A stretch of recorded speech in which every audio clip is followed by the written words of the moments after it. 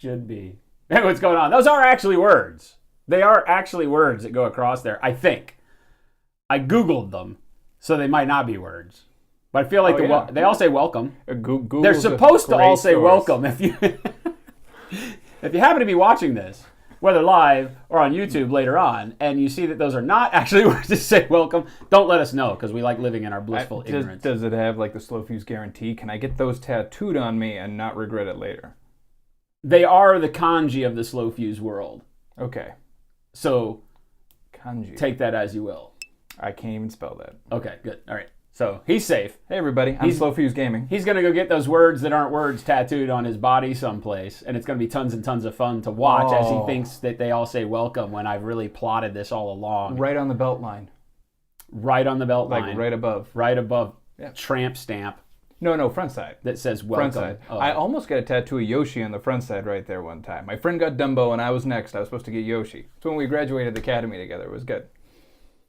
Except the artist really didn't want to tattoo Yoshi's tongue. So I'm a little worried today about the show because, you know, Uncle Touchy, being Uncle Touchy, always seems to wear a costume. You'll notice today that Uncle Touchy is Captain Flashheart with a sub. Thank you. Thank you, my friend. You'll notice that Uncle Touchy is Sans costume, but he's not. And this is what scares me, is that Uncle Touchy today, his costume is below cam line. I'm a little... It broke the soldier cam. Yeah. So I'm worried. Yeah. That something during the show is going to call for him to show us the costume. And so I'm worried. So if it's a weird show, because I don't ever look at Uncle Touchy, right? I'm always going to be looking over here today and at you guys. So don't blame me for the weird production value of today. Blame him. Yeah, bringing crotch shot to a new level. It's that guy's fault. It's his fault. He is not wearing pants. Maui blood on the nose. We don't want to see this. We don't want to see this. He comes in wearing a freaking kilt, and I'm like, what the hell?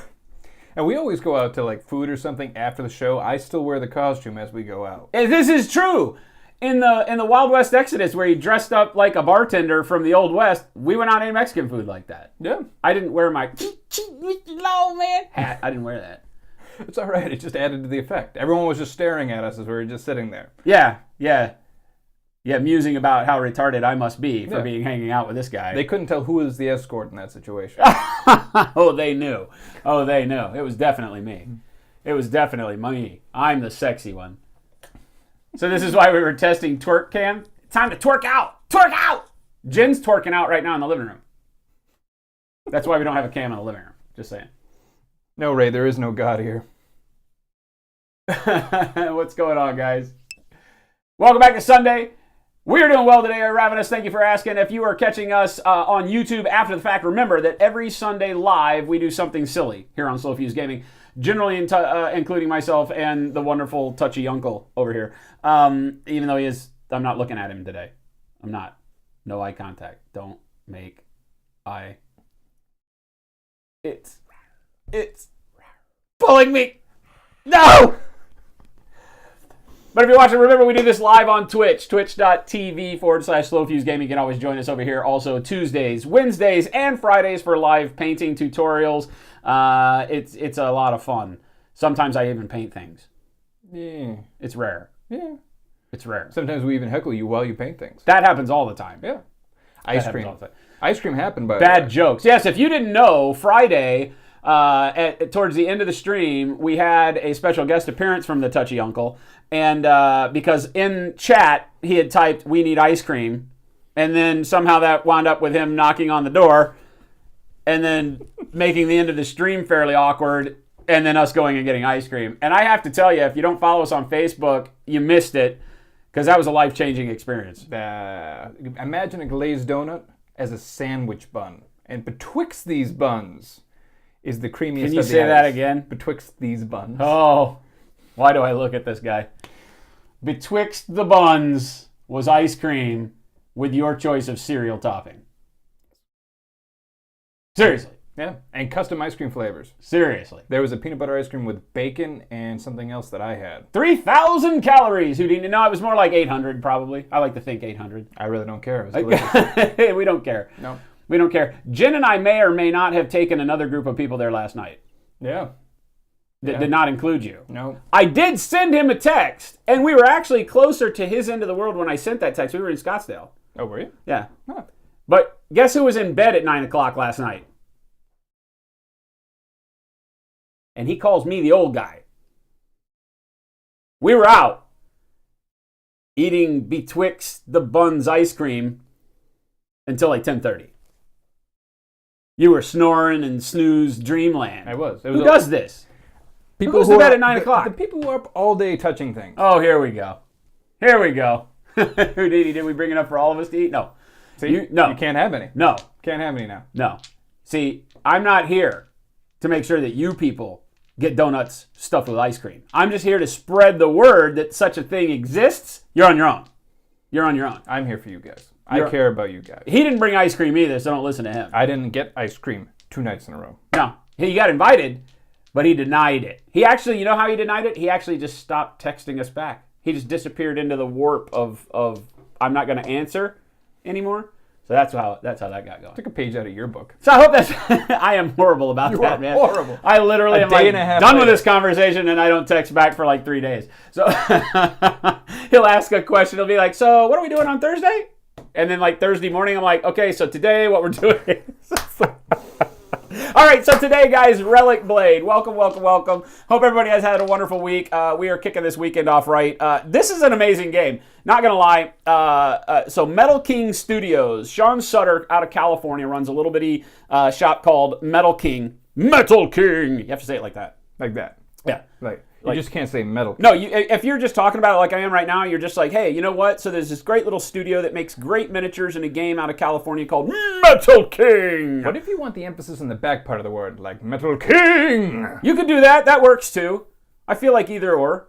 But it has to have some emphasis. Because I feel like my way is way more 80s. It's like Metal King. Yeah, that's like a bad superhero cartoon. It fits. I like it. Right in He-Man. It could go He-Man, Skeletor. It could be in He-Man. Right He-Man, Skeletor. Metal King. Yes. All right. So a little studio in California that's probably going to hate us now because he probably doesn't say his name like this. But Metal King Studios, it has turned out an amazing game.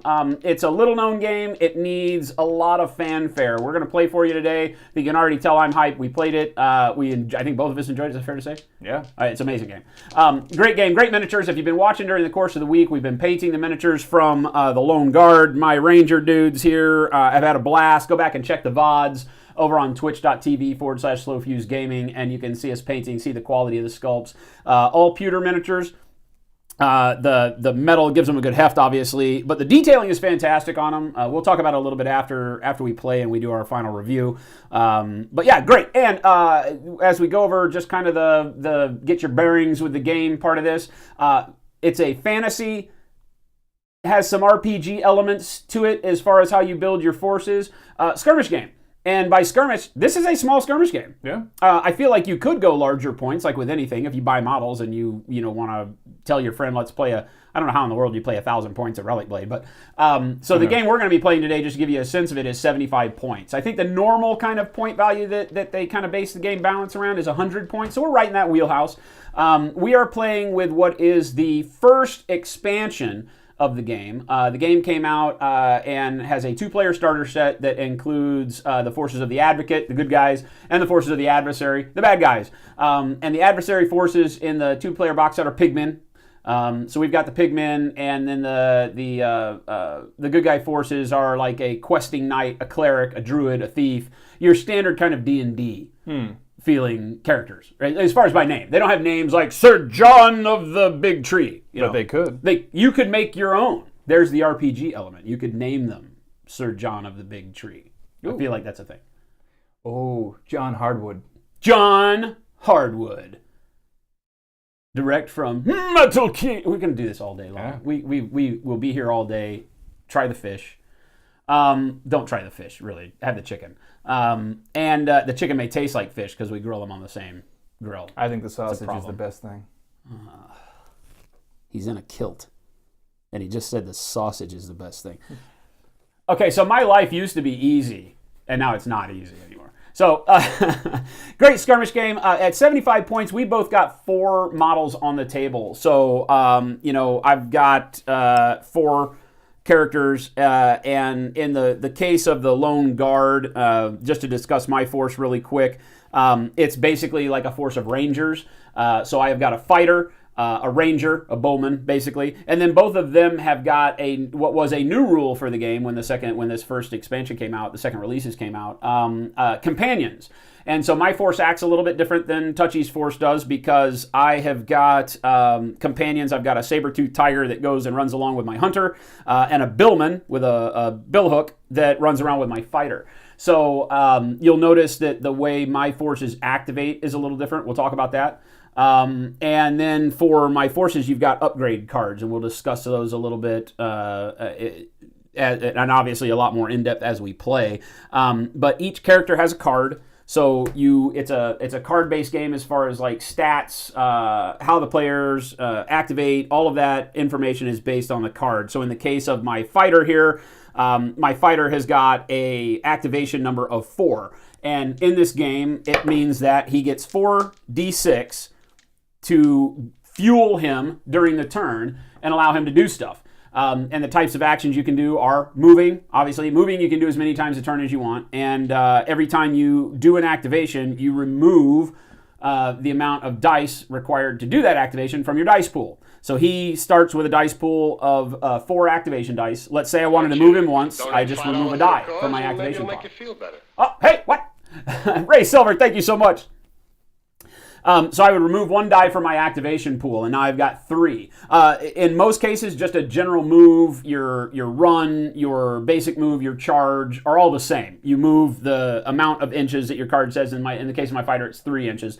So remove a die, move 3 inches. If that becomes a charge, fine. I get my die back to attack with if it becomes a charge, and that is if I move within the engagement range of my model to another model. So if I move and his engagement range is a 1/2 inch, if I move within a 1/2 inch of an enemy model, I actually get the die I spent to move back as part of my attack pool. So some cool features like that. But let's say I wanted to move him again, I just take another 6-sided die. I don't have to roll these dice for movement unless I'm jumping, climbing, right? Or other difficult terrain checks, jumping over trap, things like that. Silver. What's under the kilt? Don't ask questions you don't want the answer to. Right.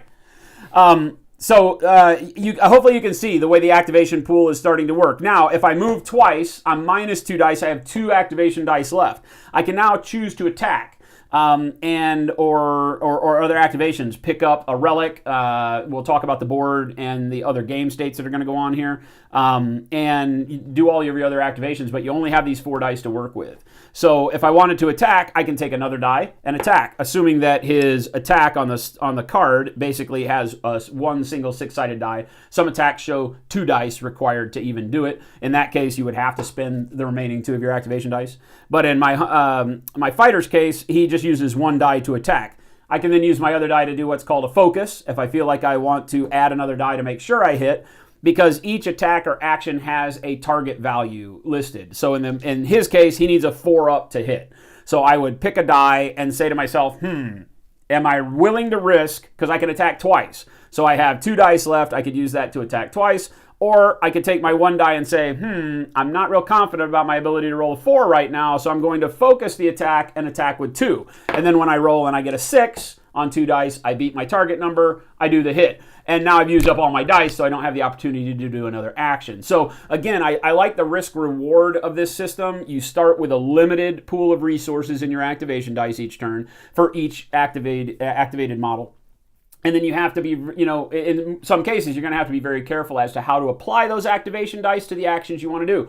Some characters can attack more than once. In the case of my fighter, he also has a health potion card. That's an upgrade card that I've given him. And in the case of a health potion, it takes an action to do it, right? It happens automatically. If you can see there on the card, it only requires a die roll of 1, so it happens automatically. But it's going to take, that means it does take a die out of your pool because it has that 6-sided die picture on there. So again, if I hold this up here, you guys can see how simple these cards are, right? In the case of my fighter, right, it shows the stats there to his left. He has 4 activation dice right there at the top corner. Right below that is his move value of 3. Below that is his defense value of 2. That's his armor, right? And then below that are all of his special actions. He's got a bastard sword that he can attack twice with. It says that it needs a target value of 4, plus 3 damage to each damage roll he's got there. All right, and then he's got a shield bash that he can do that can stun, and he's tough, as it states there at the bottom. And then along the bottom line there is his health, right? So he's got his health right here, and he's only got 5 health, so it's not like you've got tons and tons of stuff going on. These models don't last very long on the table. We've seen a lot of models die in one turn. And then over on the other side, over here, you've got his inventory strip. And we'll talk about all of these things. So everything that you need rules-wise is pretty much on the card. The rule book itself is very, very small. Yeah. Right? Very, very thin. Very, very well written. I feel like the rules are succinct. They're straightforward. They tell you exactly what needs to happen. There weren't a lot of questions for us as we're playing. You'll see. We'll play today. We're not pros at this. We'll probably come up with some questions, and it's easy to find the answers. Each expansion comes in the little blister pack. So like for my Lone Guard, here's the insert, and for Touchy's Bone Heralds, it comes with an insert, and this is just the advertising marketing insert, but it also includes all of the rules expansions that came with that set. So each faction release might have a new concept that adds to the game. In the case of my Lone Guard, it adds companions. And guess what? All the rules for companions are right here that came with the game. So I don't have to go print out any PDFs. It tells me everything that's added into special rules for those models I just bought right there. Same for Uncle Touchy's with his construct rules. That was a new rule that they introduced in the game. All that was right in the kit of miniatures that you bought. So big kudos on that. It makes it very simple. As well as like the rules are actually pretty much defined, or at least the abilities are fairly defined on the cards we're using. A lot of these upgrade cards will actually say what it does and then re-summarize what the effect is for you, which makes it really easy to play because as long as you don't try and read more into the card than what it says, you're going to be fine. It just does do what the card says right there. You're ready to go. Yeah. It has a very, we always bring back Infinity, right? But it has a very Infinity. And Infinity, everything has a target number and a D20 roll against that target number. How you derive your target number changes based on the situation. This is very similar. Everything has a target number based on a D6, whether it's a move or a fight or a save or a get back up or whatever it is you're doing, picking up the relic, whatever it is. All of it has a target roll, and some will say they need 2 dice to hit a target, and your 2 dice target on your ability might be 8. So that means you got to roll 2 dice and get better than 8. I get a 7, I fail. Nope. It's that simple. There's not re-rolls. Nope. There's not any hassles about how do I make bonuses to this. No, it's literally you choose, okay, my ability needed 8 on 2 dice. I can focus that to add another die, and that's about all you can do to make your chances up. Moving right along. Just right on to the next thing. Yeah, exactly. So it keeps it speedy. It keeps things dying. It keeps you having to think on your feet because the game is very fast. Building your forces, really just set around rule of cool, pick what you like, and then add war gear. The war gear slots on the inventory, you have ability inventory slots, weapon inventory slots, spell inventory slots, potion inventory slots, or alchemical inventory slots. And then what is the last one? Oh, and a accessory slot. It's like your bag slot, so you can carry other things. Your sack. Yeah. So, and the war gear, so like in the case of my warrior, I've got a piece of war gear on him called Magic Weapon. The Magic Weapon allows him to subtract 1 from all of his fight skills for his target rolls, right? So all of a sudden, now instead of needing 4s to hit, I need 3s. So my modification is in my war gear, and that's a pretty expensive piece of war gear. It costs 4. Oh, yeah. Yeah, so I think 4 and 5 are like the most expensive. Everything's typically a 1 or a 2, you're hitting for power over there. Yeah. In the case of my sack... Oh, no. Here, I can't show you my sack. It won't fit on the screen. Oh!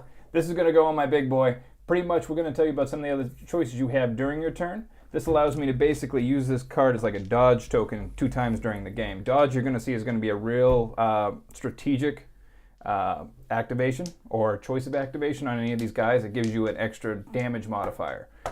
Defensively. Modifier. Yeah, defense. Because when you attack in this game, it's as simple as I need a 3-up, I roll a 3. There are no crits. There are no face rolls on this. He's just going to attack me. I don't get to attack back. Yeah, it's not a face-to-face at the point. It's a see if I succeed. So I roll a 3. That 3 hits. Now, I roll for my damage before he's yet done anything. And so my damage on mine is a d6, and you have modifiers on the card. So in the case of my weapon for my fighter, let's say it's a bastard sword, target number 3 to hit, we hit, plus 3 on damage. So then I roll, and I roll another 3, plus 3, so I've done 6 damage to you. Yeah. Now, Touchy has got to then add up his defense, so he'll take a model that has like an armor of 1. There we go. Right? And you get 1 die to roll against that. So on that one, I would roll a 1. And so a 1 plus your armor of 1 makes that a 2. I've done 6 damage. He would literally take 4 damage. So a dodge had, when he activated that model, added a dodge, spent one of his action pool to set his guy into a dodge state. Then when I hit him, he would actually get to add a second die to his defense pool. Now he takes no damage because he's rolled 7. That beats my 6. Bingo. Yeah. Very, very simple math. Very, very easy to keep track of. Not a lot of arguing about how things work.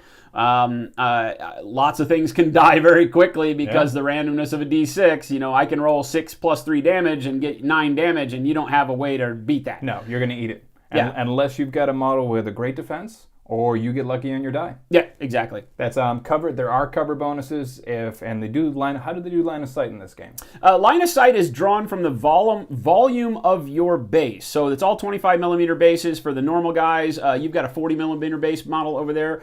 The volume of your base drawn to the volume of the other guy's base, and if any terrain or object crosses and covers more than 50% of that, then it's considered to be obscured. If that model then is within a half an inch of a terrain feature, they get a cover bonus. And just being within a half an inch of a terrain feature. A half an inch Front or back or anything like that? Well, it only has to be in between the models. Okay, the terrain piece has to cross in between the volume of the bases. You get betwixt the bones. Betwixt. Yes. And what is the modifier that you actually get to your defense? 2. So that's not bad. I believe it's 2. Is it 2 I think or it's 1? 2. Is it 2? I think you get 2. So whenever I roll my armor roll, if I roll a 3, if I then am in cover, it adds 2 to that as well. So there is definitely a benefit from using terrain. And that's ranged attacks, though, right? It's not close combat attacks. You don't get cover from close combat attacks. So only from ranged attacks. And we're playing on a 2x2 board, so ranged actually can have a real strong presence. Yes. Because each one of us only has one ranged character. That range is typically 12 for the bows. Yeah, out of a 24 by 24 board, can get pretty brutal. Yeah. And so one of the nice things, though, just like Arena Rex and some of these other skirmish games, playing on a 2x2 puts you into action really quick, as you'll see. So why don't you talk about your force real quick? I got the second expansion from this whole army, I believe. I think it was the expansion 2. It is pretty much like the Army of Darkness. Picture necromancers and skeletons. So what I'll be bringing today is 2 of the really basic guys, 2 very cheap ones. This is actually the whole starter kit, is where you get 2 skeletons, and it's actually kind of neat that they were pretty much just 2-piece molds. They had the arm, they had the body. That was it. But they're still different heads, so you can actually keep track. And then they're going to be accompanied by a necromancer, and the special rule that came out of this pack is called a bone construct. It's a big pile of bones. Yeah. It has 4 legs, 1 arm, and it doesn't have a head. And what is unique about constructs as they're bringing into the game is they don't have health in the same sense as our regular guys. What they have is they have fuel cells. And you have to find a way, each army is going to have a different way to fuel up their construct. In the case of my guys is that I have to take health from some of my living guys and throw it into this guy. The upside of a construct is they don't die. They just go inert. So, when somebody is over here and gets disabled, gets knocked down, he still has to spend a dice at least to try and attack them while they're on the ground and break their neck, to wipe them out. Or else they might have a chance to recover, and we'll go over recover later. This guy can never be destroyed. He can just be rendered inert. So when he takes damage, it's going to remove his fuel cells. But I can replenish him if I want, or if I have the ability, as long as I'm in range, because it takes a psychic power to replenish him and to give him the energy. So the army's kind of combo related, because I actually have to take energy from my guys and put him into this guy. Hopefully this guy does work. Yeah, your basic guys have 4 health. Before they die. Yeah, so his small dudes have 4 health, so he's having to leech health from his small guys to fuel the big guy. The big guy's a holy terror, but can't do anything. Starts the game inert.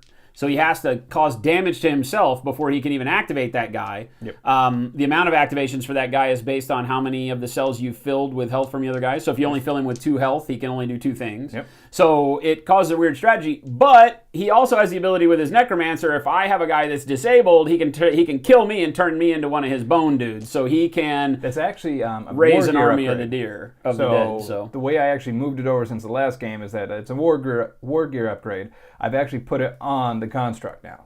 So I have to spend something because I imagine my Necromancer is going to be playing back a lot. The construct, as long as he gets up to somebody who's been disabled, I have a difficulty of 8. on 2 dice. On 2 dice. Yeah. That I have to beat. And if it actually does any damage to the disabled model, they now become one of my little bone dudes. So there's combos in this army. There's also a close combat version of the Necromancer you could take, but we're just playing with the basic version because... and that's a good point. Everything that you see that we're playing with are just the expansion packs for the game. So you got all 4 models in the expansion pack. I think it's great the way they do that. You can literally play this game with just buying 2 small boxes.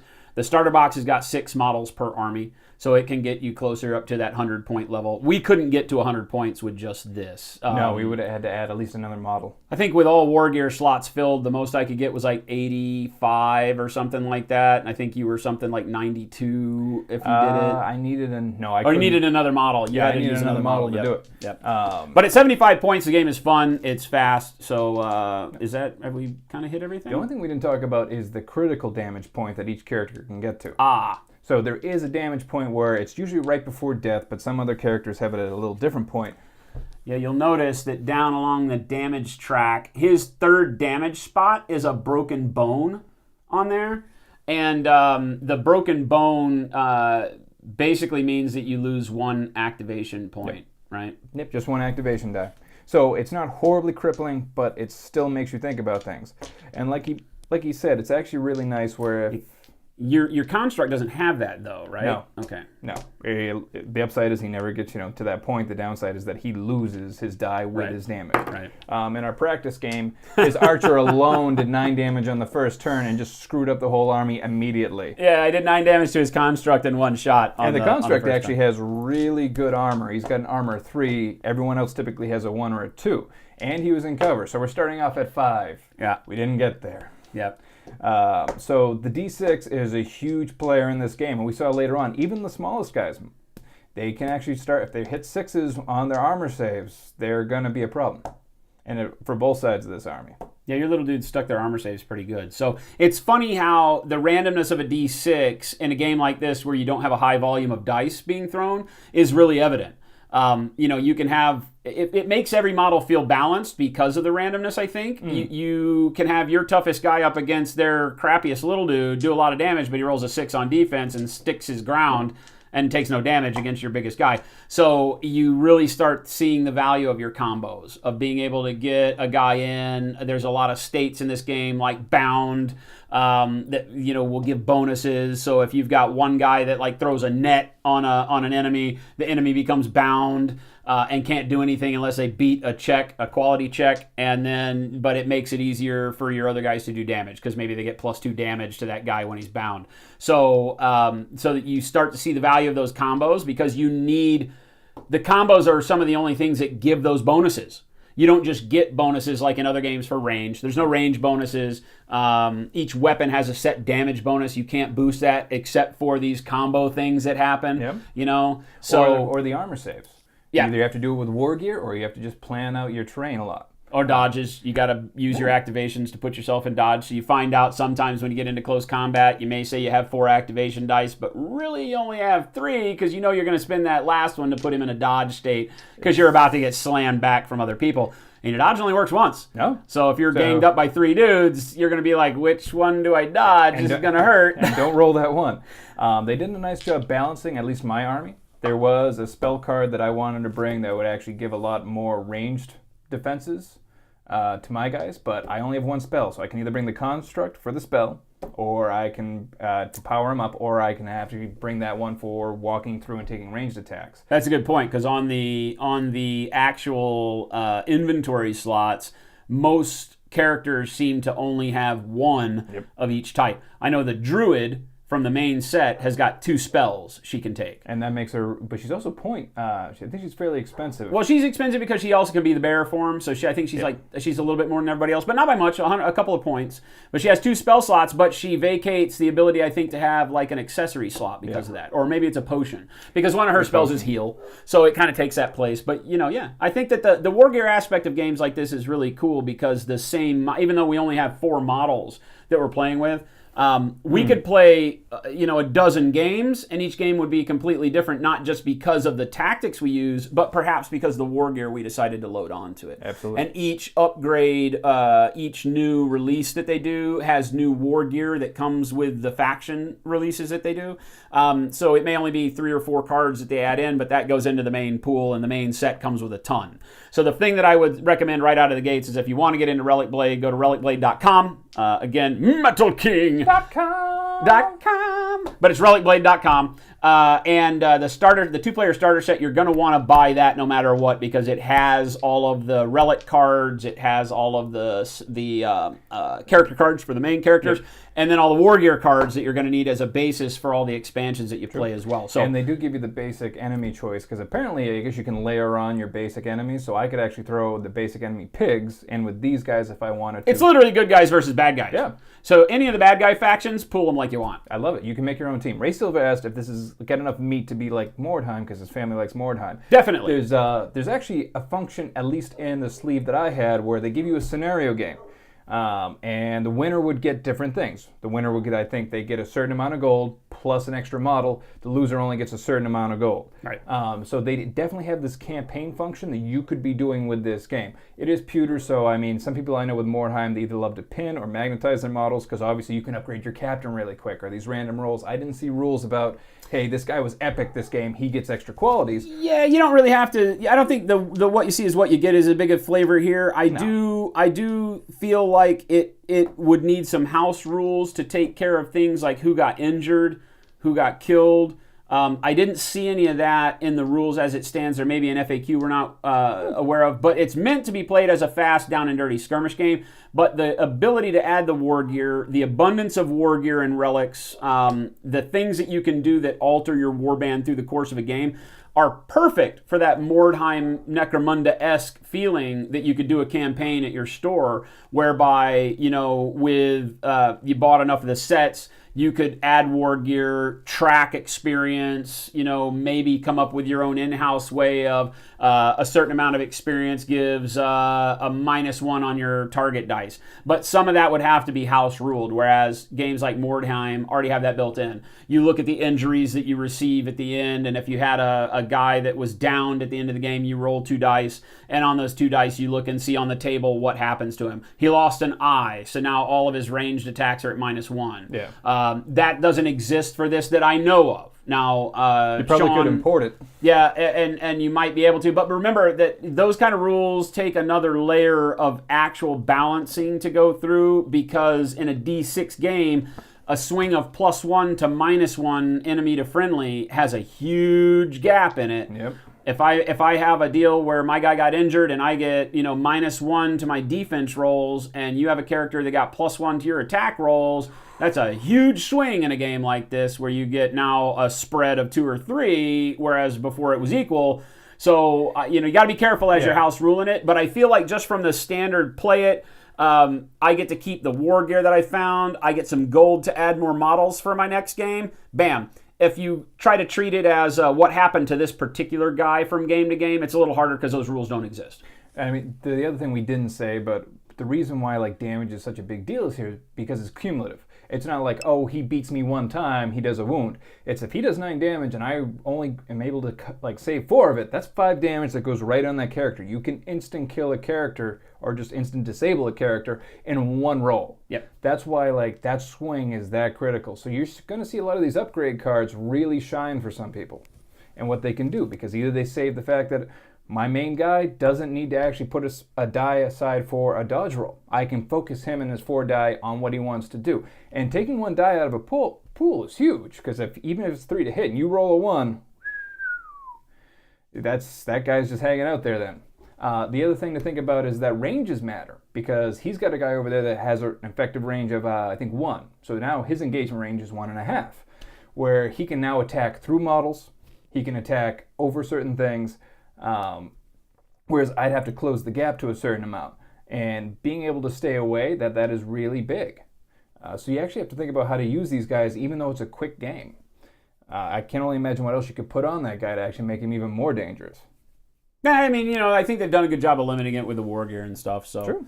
let's get stuck in. The game that we're going to be playing today is literally just get to the relic. We've got a cart with a coffin here on the center by the clock tower.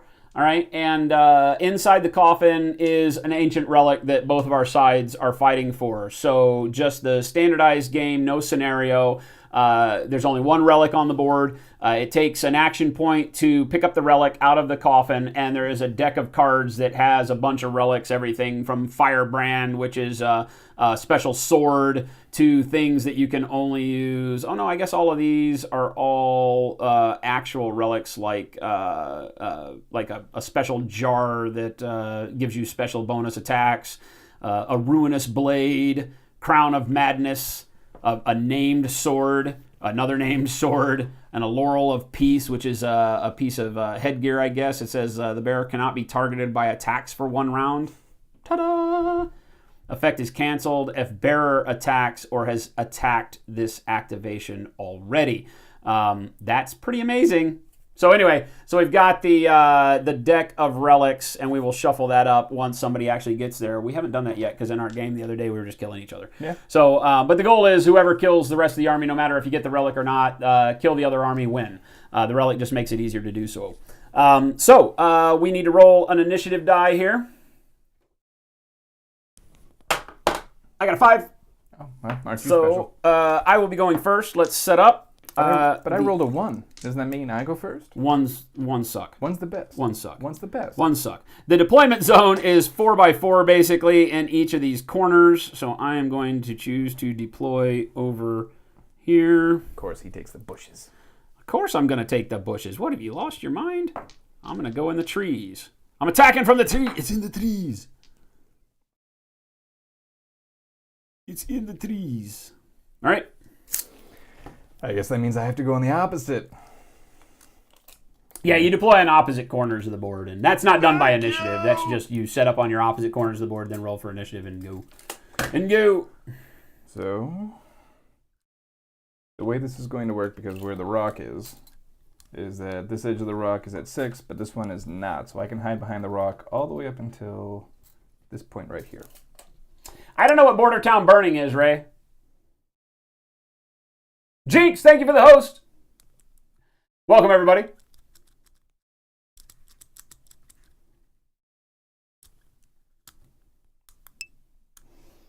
I don't know what Border Town Burning is. So. No.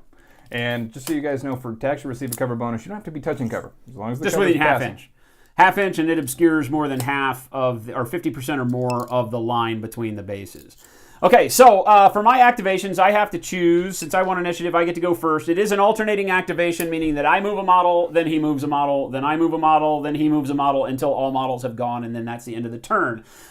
In this game, if you become disabled, you lose all of your health. You do not die immediately. You become disabled. At the end of the turn, or at the round, I guess to call it a round, at the end of each game round, all disabled models make a die check. And if you roll a 6 is the base number, then they stand back up with 1 health. So this game can give you, your models can be a little tougher than just the amount of health they have on their cards, although we have yet to see anybody stand back up. No. So you do have to roll a 6. So I am... Well, you have toughness on your sword guy. My fighter has toughness, which allows him to stand back up on a 5 or 6, but he's never been disabled yet. So, Oh. So we haven't had to worry as much about that guy. I'm going to activate my fighter. So my fighter has a pool of 4. Because of the companion rule, the companion for my fighter is the billman. I can choose if they're within 5 inches of each other at the start of the activation. I can activate them together. That's the power of the companion. The problem is the companion isn't as tough as a normal individual model. It can activate as an individual, but it only has 2 activation dice, whereas like his small guys have all got 3 activation dice. My small guys have only got 2. the intention is to keep them teamed with their companion.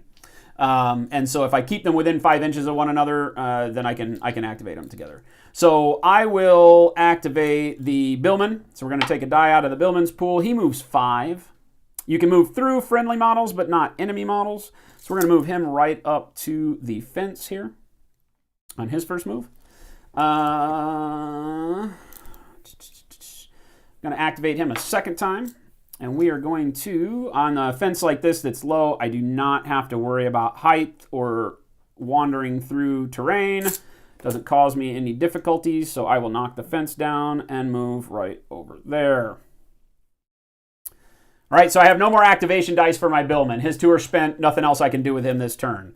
Now we're going to move. Actually, we'll probably, what's my movement on the fighter? 3. I know we're going to move 3, 6, 9. So I'm going to take 3 of my activation dice and just go ahead and move him 9. Right? That should get him right up to the Billman. Yep, just a little bit past. And then, screw it, we're going to spend his last die move as well. So that should be able to put me in base with the relic. But I can't, I'm out of activation, so I cannot grab the relic, but I'm there. Okay, so that's it. I've got my fighter in base to base with the cart and the relic, and my Billman behind him by about 2 inches. To you, sir. You can see how turn 1, literally, is probably the only turn where not a lot of stuff happens, and you can see how real quickly we're going to be locked in like combat in turn 2 because the board is just so small. Any penalty from going over terrain? Terrain like that, if it's as high as the model, then we have to make a climb check. Okay. You know what? Then I'm going to try and get cute with this one. And I'm going to activate... Yep, I'm going to activate this guy. He has a thing called Leap. Range 10. Move within line of sight, ignoring all climbing or jumping limitations. However, I need to beat a 5. So I will use 1 die. You want the die box? Yep. And he gets a 6. So he will go 5, because that is his movement. So he comes right to here. It says range 10. What does that mean? I don't know. I have no idea. Does that mean he can leap 10 inches? I imagine if something would take, like, so many inches to climb, because I don't know exactly what the climb rules were. If it's a certain height, I imagine basically he could hurdle houses. Oh, okay. Is how I see that happening. Okay. That would be one that we could clarify, because does he get to leap 10 inches? That would be really brutal. Or does he just move his standard movement? It would. You know what we're going to do? I'm actually going to throw my next 2 dice and go move, and see if I can actually get up to a sword guy. And see if I can make something happen early. So, 2 die. Okay. That would be another 10 inches. Yep. So let's... You ain't going to make it, fool. No? Nope. Oh. Well, here's 5. You ain't going to make it, fool. And then another 5. You don't get to move over that. You have to go around it. I can go around. I can just go... What? I can't walk over these 2 little things? Oh, I guess so. So 4, if I get past that thing with 4, 5 will put me right there. No, it doesn't. Absolutely You can't does. move. You can't go over this corner. I can still go around and it's still a half inch. So I can still stop right there and get it. Nope. Nope. Absolutely. That was well That within. is definitely not a half inch. I could still get around it because 4 brought me past here. It did. So we can actually just what? We can measure all the way from there, where it was. Is not 15 inches. Is absolutely 15 No, inches. you are back. Right there is 15 inches. Front to front. 14 is what? Right to there.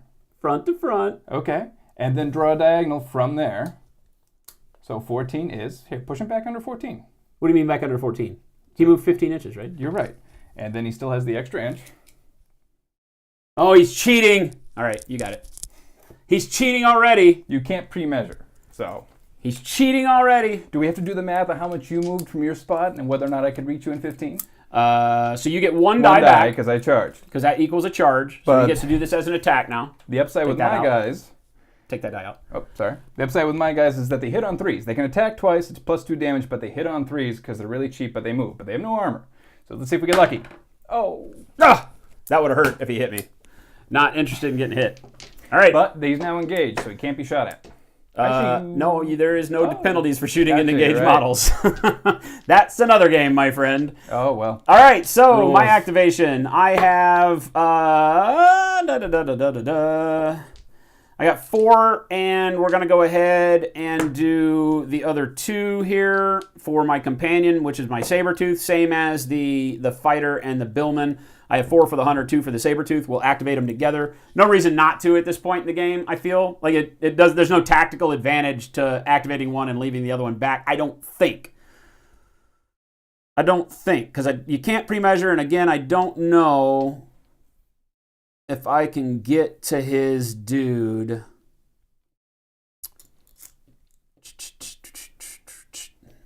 What do we think?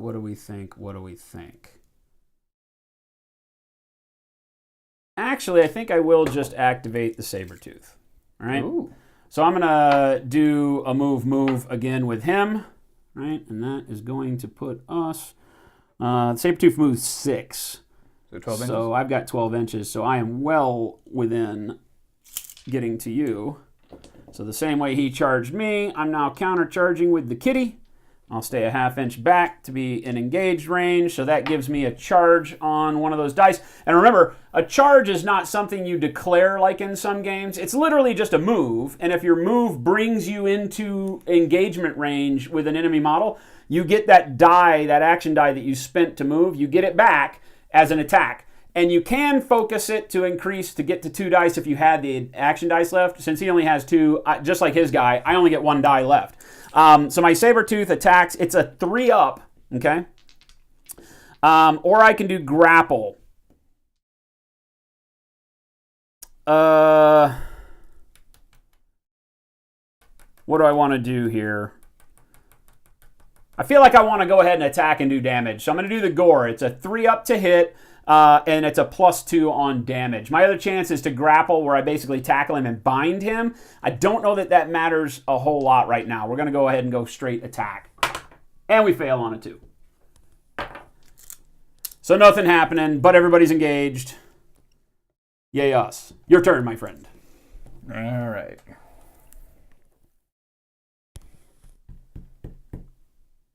Greenleaf, what's going on, man?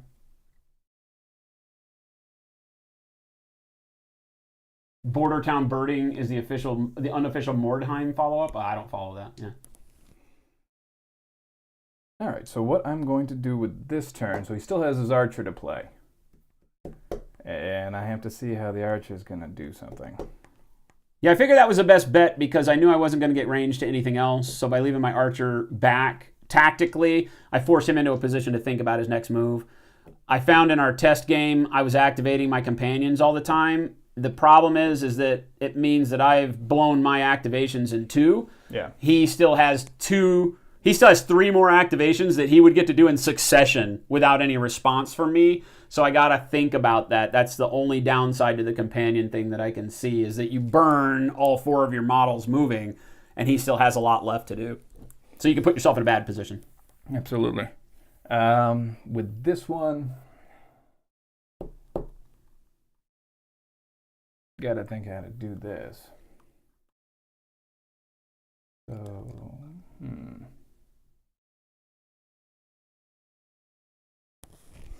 So what we'll do here is, because I still want to get shots on target, but I could do that after. What did we say going over terrain would cost? Climb. Climb. So how much? That's check. That's a roll, right? Yeah, that's check. Climb is a roll against your move amount, I think, is your target. Is that right? Rule check. No. Whenever you climb or you jump, you have to take your action die that you use to move and actually roll it for a skill check. And if you fail, you don't move.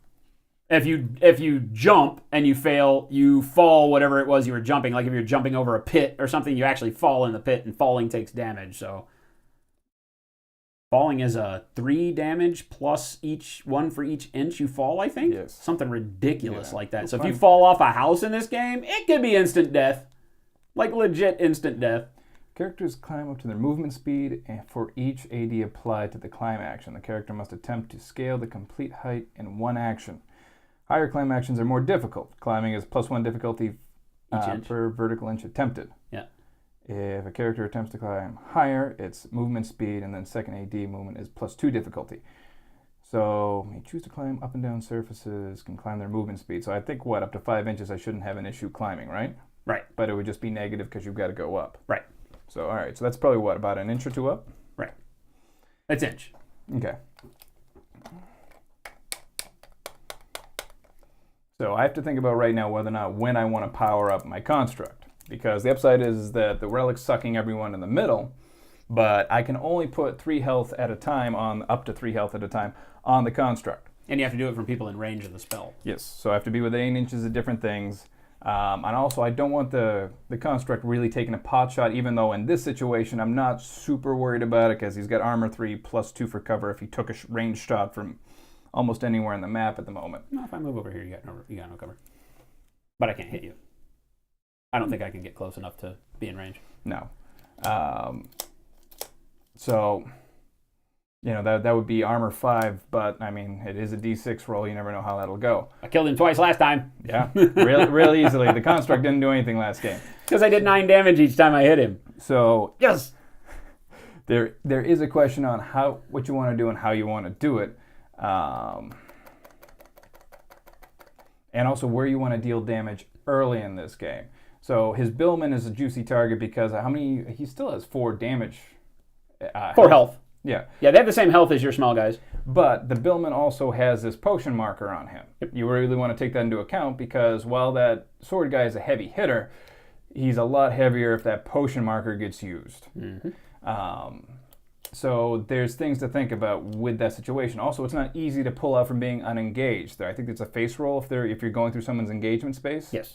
So there's things to consider going back and forth. It's different. Let's explain that. If you're moving into, or if you're moving through an enemy model's engagement, like you want to move past an enemy model to get to somebody behind them, you have to make a face-to-face roll. There's no target. It's just whoever rolls highest wins.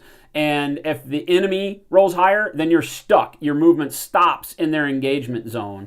If you're trying to disengage, you have to make that face-to-face. They don't get to attack you. There is no attack on the enemy's turn. But it would stick you there. You'd lose your activation die and you wouldn't move. So it does have a very big impact because you're spending those resources in your activation dice, and if you fail, you lose that die, and now you can't do as much. Yes. So I think we'll activate the little guy. Okay. We'll do a move on him to at least start off with. He's got 3 activation die, so that's going to be 10 inches he can move, -1, so 9 inches. How do you make the check on your climb? It didn't say anything about a check. Here, let me see. Unless you went to like the higher vertical reaches. Climbing. Characters choose to climb up or down vertical search into movement speed for each AD. Can climb up to their movement speed for each die applied to the climb. The character must attempt to scale the complete height in one action. Players roll the applied AD against the total difficulty of the climb action. If the climb is successful, the miniature is placed at the top of the wall and blah, blah, blah, blah, blah. So you make it on a 1 because you auto get it. So I guess you don't have to climb unless it's above a 1. If it was a 2-inch, you'd have to beat a 2. You'd have to roll your movement die and beat a 2 in order to get but we're it. still taking away from the movement, right? Yeah, it goes up 1 and then across 4. So he will go right pretty much up to the front of the wall. Okay. And do I want him there or do I want him out of sight? No, move him right there. Well, either way. So he did those 2, and what I'll also do is now I've got a choice. I can either skulk or I can put on a dodge token. The dodge token goes away at the beginning of the next turn, Yeah, right? dodge tokens do not stack turn to turn, so you can't just like leave a guy in dodge. You have to spend your action to reset dodge every turn. And as you guys will see, we're going to roll for initiative for next turn. Yep, every turn. So that when you activate somebody, it depends on whether or not they'll really benefit from that full dodge. What my guys can do when they skulk is gain 1 armor from ranged attacks. Yep. So in that case, it's a 2-up. I'm going to spend his 3rd dice to do that. And get it. Got it. So I'm going to put a small token next to him. So you're skulking. Skulking. So now he's in cover. So that's +2 to his armor, +1 for ranged attacks, plus his regular 1. So he's going to be at a 4 armor if he takes an arrow shot right now. Nobody's shooting at that fool. Fine, don't take the easy target. All right, the easy target's the one right in front of me. 4 activation dice on my hunter. And we are going to... Doobity-doobity-doo. We're going to spend 1 to move. going to move, I think my hunter's move is 3. My ranger, I keep calling him a hunter. We're going to move him up 3. Bam. All right.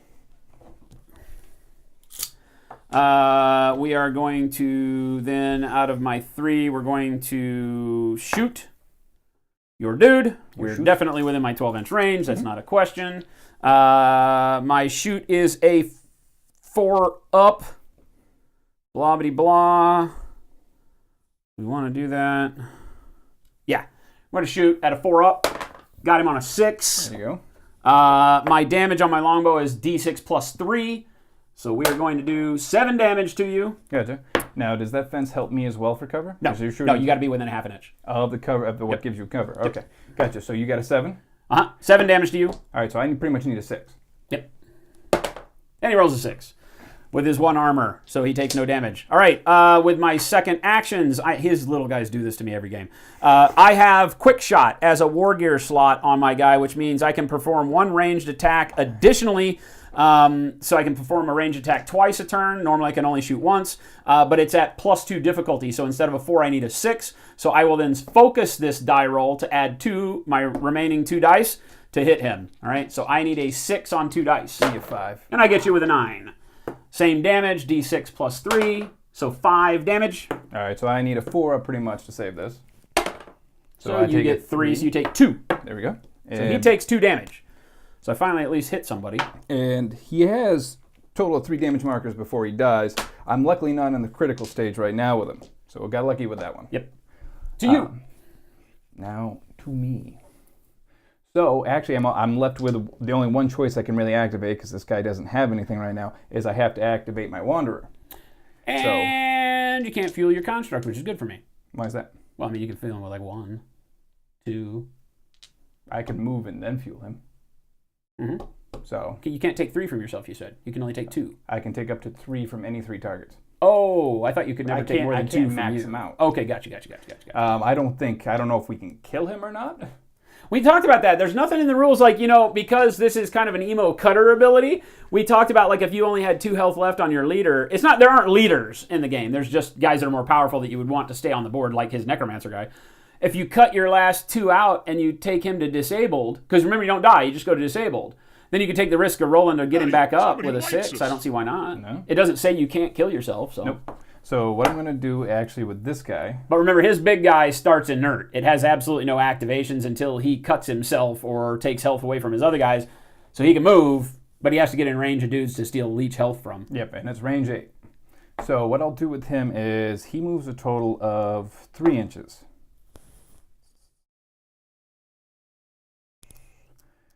So with him... Kamer, you thought you stopped streaming for a long time ago? It turns out your Twitch unfollowed you for some reason. Kamer, we have not stopped streaming for a single week, you bum. You bum. What's up, man? Good to see you.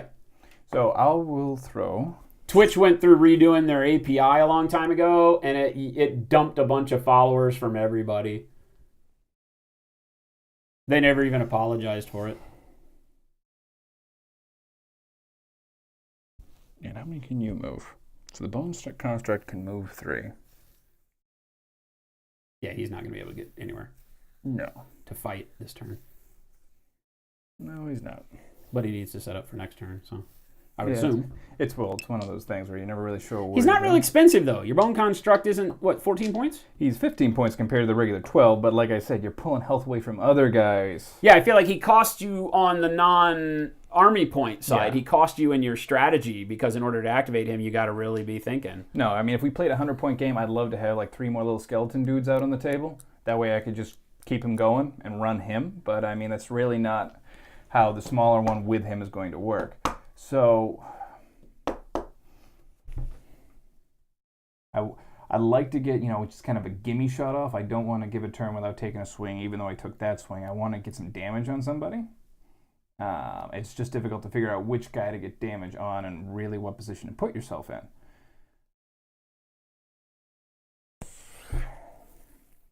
Because I'm willing to bet if I want a shot at the Billman, I got to get here, which probably means I have to take 3 movement from my Wanderer to get there to take the shot at the Billman. I think at that point he'll be within that range. Mm-hmm. The nice part would be if I got the construct right to here, he can howl. That's a range of 8. I think that would get the shield guy Which does what? It binds. Oh. It's a damage 3 plus bind. Yeah. I don't know what bind has to do when you're trying to attack somebody in combat who didn't bind you. I don't know. What do you mean? I can still attack. You just can't move. Okay. If you want to move and you're bound, you have to make that check like yours is a bind 3. I have to spend an action die and roll a 3 up. Gotcha. So, I mean, that to become unbound. That has its own perks.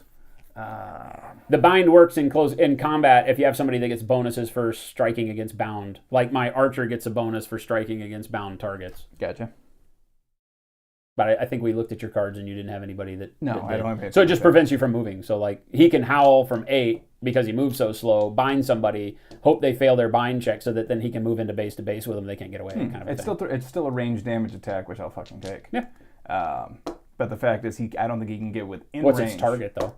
Its target is, I think, a 5. Yeah, so that's pretty. So hard. it's pretty much you need 2 die or to get lucky. Yeah, you got to focus on it. But because he only moves 3, it's a difficult pull. So what we'll do with my guy here is, since he's probably the only one that can really take a shot, do I think I'm out with 18? No, we'll figure it out, won't we? Can you take 2 shots? So we'll take 2 die with the Wanderer. This is one of those games where I'm glad you can't pre-measure. Yeah. So the Wanderer can move, I'll do that, so he's going to move 6. So from there to there, which is right about right here. Yep. So he can go to there. And I don't think I'm within 12 of that. I like that model. They did a nice job with it. I wish our soldier cam worked. I apologize, guys. Our 4th cam has just shit the bed, and I can't get it to work correctly. So we are going to probably have to buy another camera. So what we'll do with...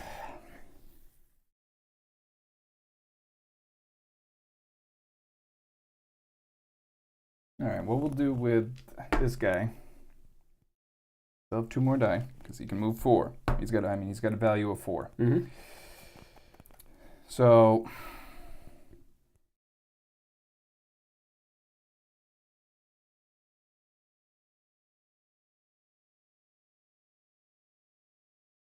Move another and take a 1 die shot. That's what it looks like. Well, either a shot or I'm going to fuel up the big boy. Ah, yeah. So that's a real... What's the target number on that spell? That's a 3. Oh, yeah, that's easy. In theory, we saw me fail it before. Oh, that's true. You did roll a 1 yesterday. So here's what we're going to do. Those pesky 1s. We'll do another move. Okay. And, well, I'll make sure I can actually get there. He only moves 3. Yep. Yeah, you get in a base. You can get right into here and tuck. Yep. And now let me measure this because we'll cast a spell. Okay. And he is within 8 of that other guy. Mm-hmm. So as long as I'm within range 8, I'll make sure I'm 8 of everything. Yep. So here's the spell. You're going to see power up the big guy. I'm not as afraid about it right now because... He's going to roll a 1. Yeah. Or a 2. Here we go. Roll a 2. I want to see a 2 or a 1. Yes. Let's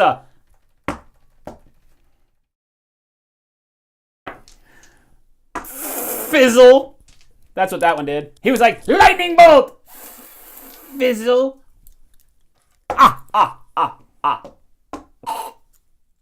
End of turn. Mike's gonna stand up and show us his kilt in a second. All right, so turn 2, we roll for initiative. All right, initiative. Here we go.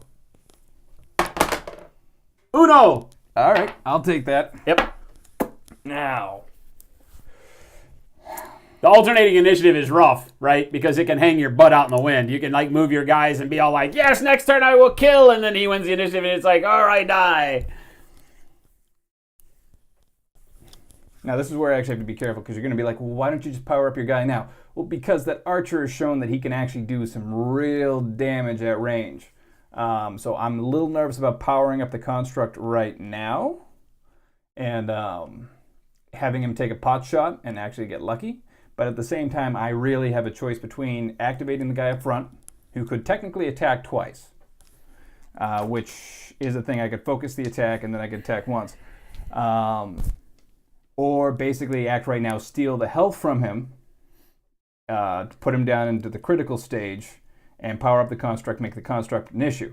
But being the fact that I just got initiative, I kind of want to see if I can attack twice, get away with something. So we never went over whether or not you could split attacks, but either way, it's not a face roll. So I'm actually just going to activate the first skull guy right here. I feel like he's just talking. What's going on, guys? And we're going to get chintzy with this. Mudman, what's happening? So he's actually got 3 die. So Real Ashman, yep. You didn't get your alerts? Well, it's noon every Sunday, dude. We don't do the random time thing. You know when we start. All right, so this guy is going to attack him. Okay. 1 die. Okay. Looking for a 3. Fishing for something good. Got a Here hit. we go. And then let's see what we get for damage. 4. No, that was a 1 plus 2, so it's a 3. So a 3. I've got 2. I got 2 armor, so you can't do damage to me. Yeah. Yeah. So. Yep. Let's see. All right, then what we'll do is we'll try and get lucky again with. Does everybody understand that? I have 2 armor on the fighter, so with 3 damage, he has to do 4 damage to the fighter before I take anything because rolling a die, all I needed was a 1. So. Yep. So, and because I can attack twice, I will. So looking for another 3. And he misses. And we'll put a dodge on him. Okay. So he's dodging. Raja dodger. All right. To me, I will. God. That hurts. It hurts so bad. I don't want 6s on saves. I want 6s on damage. Like, God. What to do? What to do? I believe what I will do is go ahead and activate the fighter and the billman together. Would be my good bet, perhaps. Perhaps this is good for me. Yeah, we'll do that.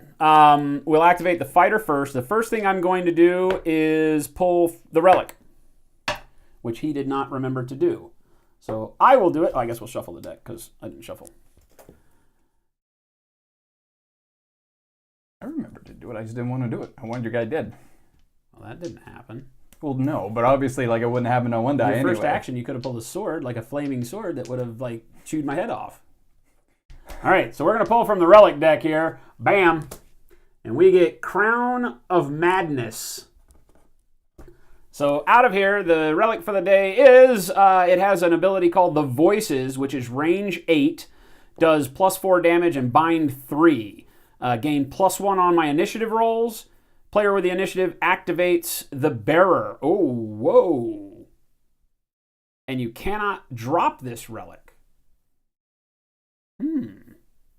That's very dangerous. Because now the fighter can be yours. If you win initiative next turn, then, then you get to activate the bearer.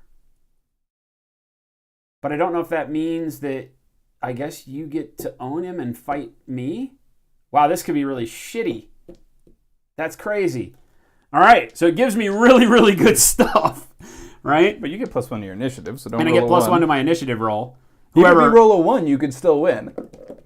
Yeah, technically, because I can't roll 1s anymore on initiative. Oh my god, that's really scary. That makes me want to move him like off to the corner and leave him by himself, but he's my best character. I wanted like a bitchin' sword, but that's okay. We'll do that. That gives him a ranged attack that actually does some really cool stuff.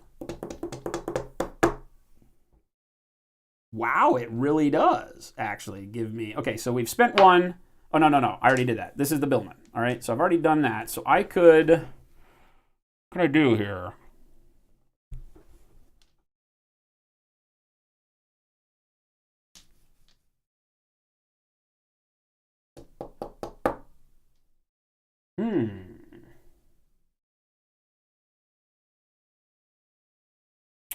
So I could swing, move, thing, or I could move, thing, swing. Wow, there's a lot of... I can activate my billman any way I want to here, so there's a lot that I could do with this crown thingamajigger. I feel like I need to take the risk. So I'm going to spend one out of the pool to move him 3 inches into cover right here. Now it's a face roll before anything else, right? Oh, right, because I'm trying to disengage, aren't I? Yes. All right, so we won't spend his first then. We'll spend a Billman action, right? And we will move the Billman up here, right? And then we will attack. Is he within 1.5? Yeah. Yeah. There you go. Yeah, you're fine. Yeah, he's good. The Billman will attack with the bill hook. It's a 4 up. Hits on a 4. There you go. Damage is at +3, so 4 damage. 4 damage. I have a 1, so I would need a 3 up. You need a 3 up to avoid it. And I'm not going to use the dodge token on this one. All right. So you got it? All right. So Billman's done. Yeah, Billman is done. We have 3 left on the big guy. I forgot about that. I forgot about the disengage thing. Do I want to try the face-to-face roll to get away? That'll waste it if I do that. Now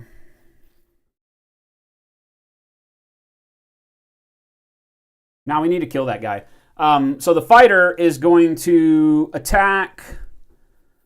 Bam, bam, bam. I have the magic weapon, which makes my attacks at -1 difficulty and are magical, but that doesn't do anything against him. So I'm going to attack with a bastard sword, needing a 3 to hit his little guy. So I miss on a 2. Figures.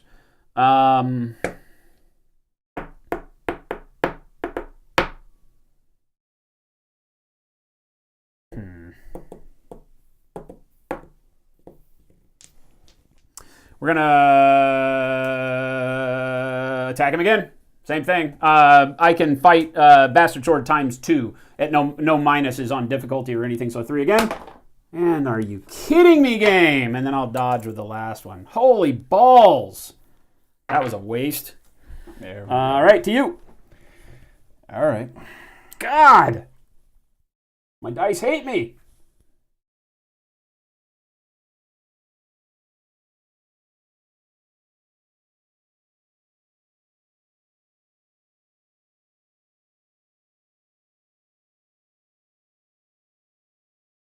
Please tell me the crown thingamajigger is actually what it's called. What are you talking about, Audio Weasel?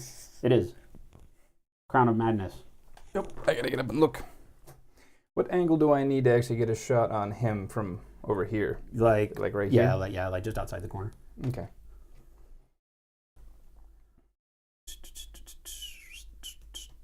So what he's got coming next is he's either got the Wildcat or he's got the Archer. So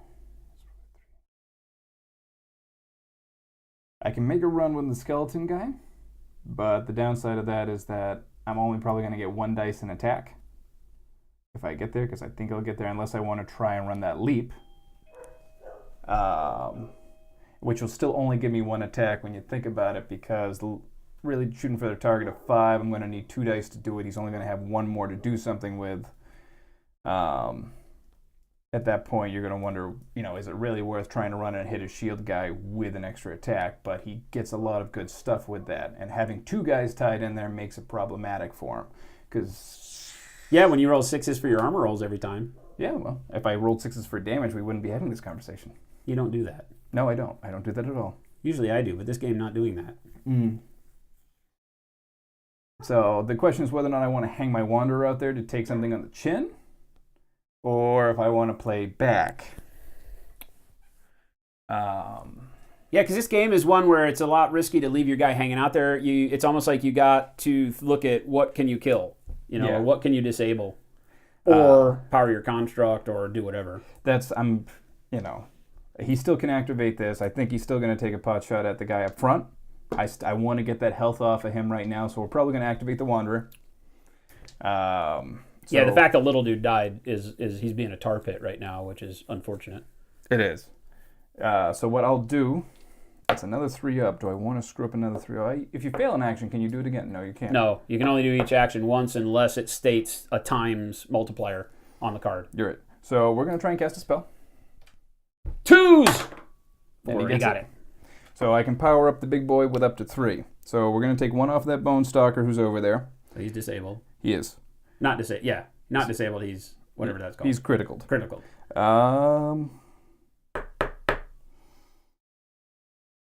So that's 1 onto the Bone Construct. Do I want to do 101? Probably not. So probably put 1 here. Or we could spread it out.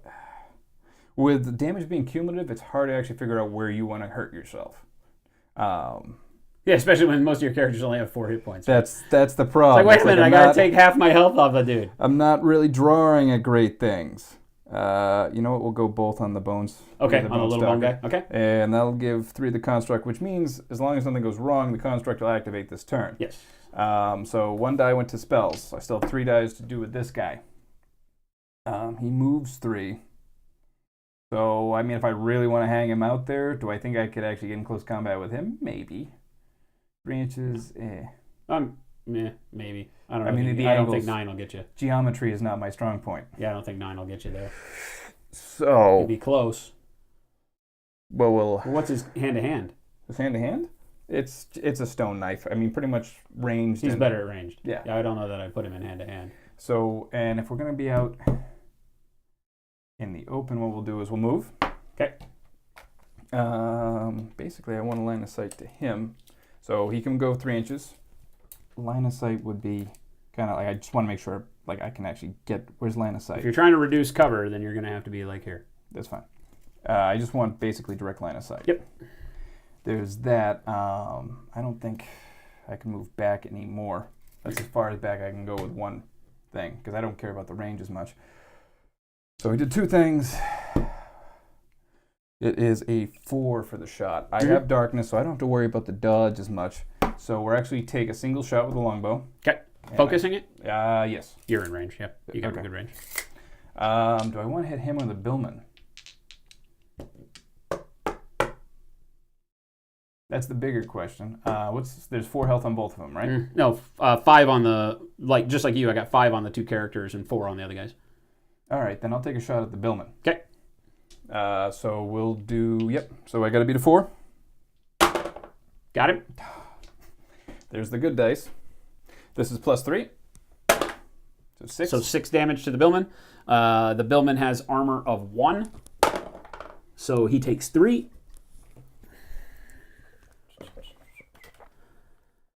Three puts him to critical.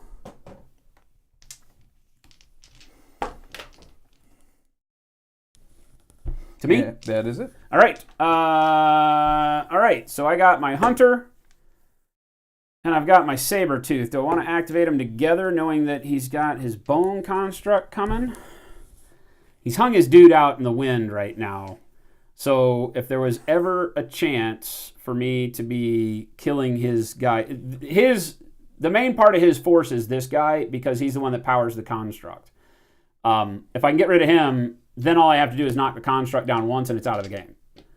Because it can't it can't fuel itself. So that spell that he casts is a big deal. Yeah. He's got 2 models that attack twice. So Yeah. I really got to kind of limit to like the things he can do. So I actually have to kind of risk things to take shots at things. Because this archer can shoot twice, which is a huge pain in the ass. Yeah. Yeah, it is.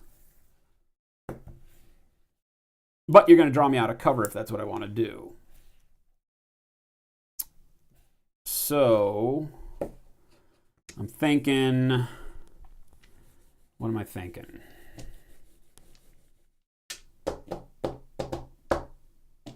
What am I thinking? Who have you not activated? You haven't activated either of the other 2, right? Yep.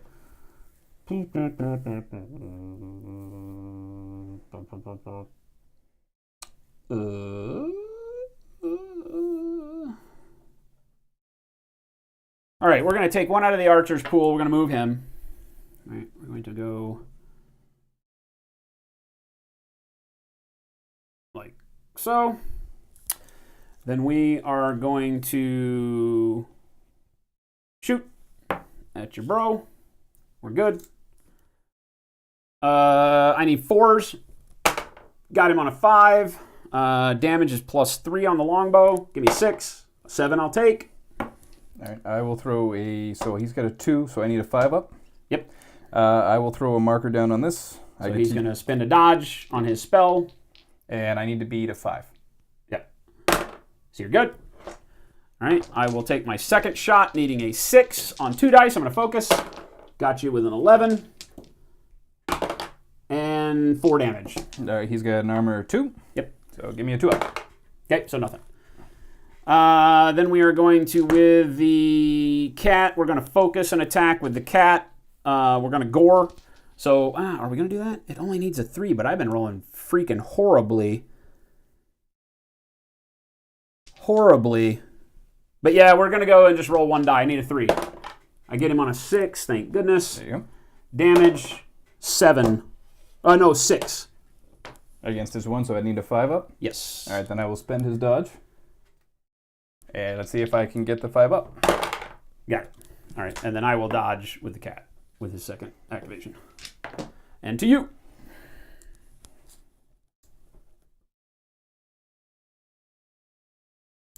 All right.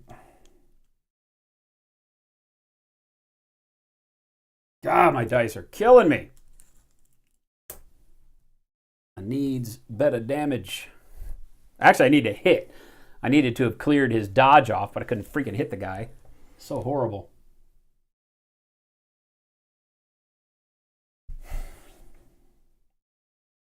So the question is really if I want to attack with the bone guy. I get to basically activate twice right now. Because I don't think you have anything else. I have nothing left to activate. So I've got my little bone dude and I've got my construct to go. The construct pretty much can only, because he only moves 3, he's only going to get in position to do something. The better thing is, what do I do with the skeleton dude? If I can roll a 5 and clear the clock tower, it gives me a lot of options because their movement is 5. If I don't want to risk that and I want to roll around, I'm still probably going to get 1 shot on the cat. And that way there's 2 people kind of locked in there, kind of swung the field on him. It's not going to be great for what he wants. Can I kill the cat in 1 shot? I don't know. It's going to be 1 die to see what happens. Or maybe if I focus it, because he's not critical yet.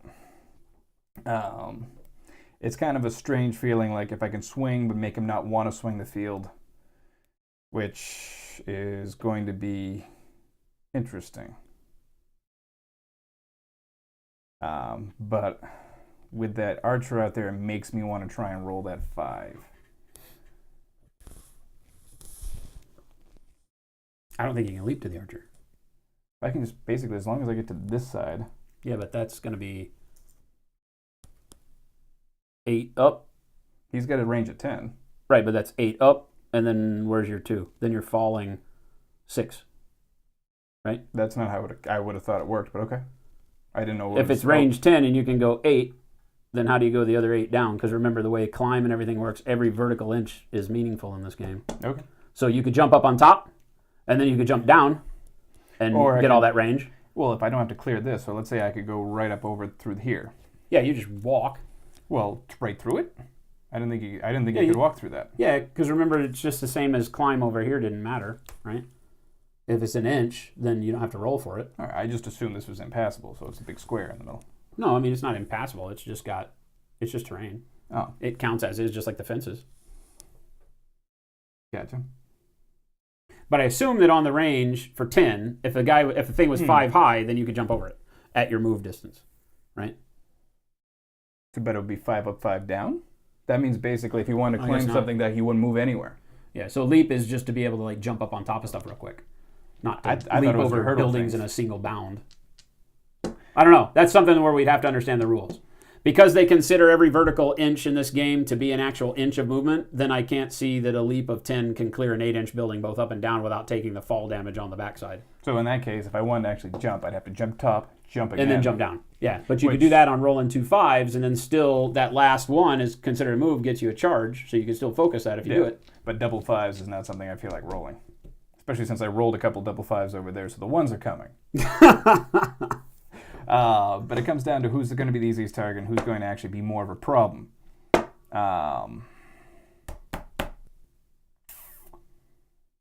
Because that's kind Yeah, because remember, your leap still only gives you your move distance. So it's only 5 inches. So you wouldn't get to the archer anyway, even if you could leave the building. Well, not in one shot, but it would give me an attack, I think, on my second one. That way I could possibly focus the third action. Oh, I see what you're saying, yeah. No, I wasn't trying to get 2 attacks off of that. He's too far away for it. I still think I can get there on 3, because it's movement 15, so especially if I don't have to go all the way around this, I only have to avoid this center part. So I can just like over there. It's just 1 up, over, 1 down. The archer's got, what, 5 health? 5, yeah. He's a regular character. So that's a difficult one.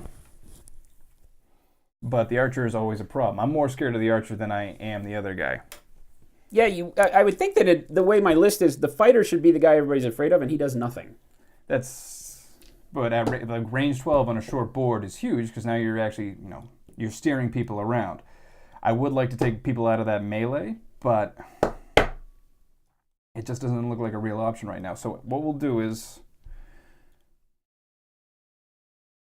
Do I think I can get there? Yeah, I think I can get there with 15, especially if I don't have to go around that outer part of that clock tower. I thought I'd avoid this outer part.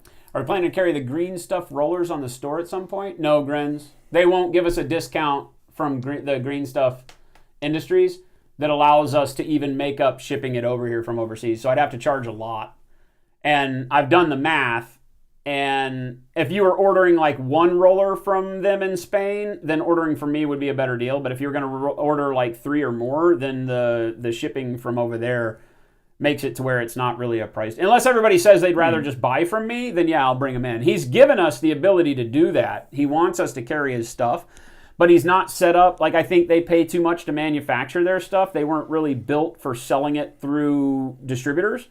So they don't give you like a 50% discount. He's giving me a discount that basically eliminates 90% of the shipping over here. So I basically bought them for retail. So in order to then make money on bringing them over here and keeping them in stock, I have to mark them up higher than what you'd pay for them. And my only buffer zone for making money is what you would have paid in shipping from Spain. Does that make sense? And I don't like doing that, because then people look at my site and go, why does he charge $15 a roller and the Spain guys charge $9? Because in your head, it makes you think I'm an idiot, or that I'm juicing you. So I don't like that. I just don't like the feeling it creates. I would love to, though. Oh, dice came in the way. Thanks. Dodge adds another die to your defense roll if you have it, but you can only use it once, and it goes away at the end of the turn. So with dodge, the idea is to activate a model to remove the dodge, so that then you can go in and hit the model with like a bigger deal. But he's been sticking his armor rolls, so I haven't been able to remove the dodge at all. So with him, I'll dedicate definitely a move. Okay. Finally. Well, I didn't know how much the penalty would be. I didn't know if that'd be a -1 or a -2 to get over It's this. just climbing over that. Well, but it's like you drop down and then climb back up and over? No, we'll consider that you walk across flat. So 1 up, 1 down. All right. So, I mean... Otherwise, that'd be abusive. It'd take off 4 of your inches of movement. I'm going to ask those real questions. So it'd be a negative, what? If I can get there with 10 inches. You can move 8 if you go up and down. Yeah. That would still, I think... See, you can't pre-measure. I don't know what you're doing. I already declared move. Yeah, but you can't just use... Okay. So, yeah, I mean, that's considered pre-measuring. 8. Because you can't move and then say, where do I want to go? You have to declare where you're going to move and then move your 4. Oh. I thought pre-measure was just like, all right, well, I can move forward here. I've already declared the action, so it's not like I can take... Oh, I take it back. But okay. Hey. Uncle Touchy, stretching the rules. Right clear of rules. And I actually don't think I'll get to the archer that way now, because I actually have to avoid going through the tiger's thing. Tiger gets... Oh, I see what you're trying to do. You're trying to stay out of engagement range of the tiger. Yeah. Okay. I was like, why are you moving that far away from the cat? But I see what you're trying to do. Yeah, because I didn't want to be... Yeah, because we have to do a roll-off with the tiger if you go around. So now you're saying... Well, I mean, your next move, you get 5 inches, right? Yeah. Your next move would engage them and be a charge, I think. Well, I'm not sure if 5 inches. I've got 5 inches straight. I don't know if I have 5 inches to here. Because we got to bend it. Yeah, we got to bend it. It'd be close. That's you only have to avoid half an inch. That guy didn't have range. He does, though. You got to avoid 1.5 inches from him. Yeah. Yeah, probably should have gone the other way, but fuck it.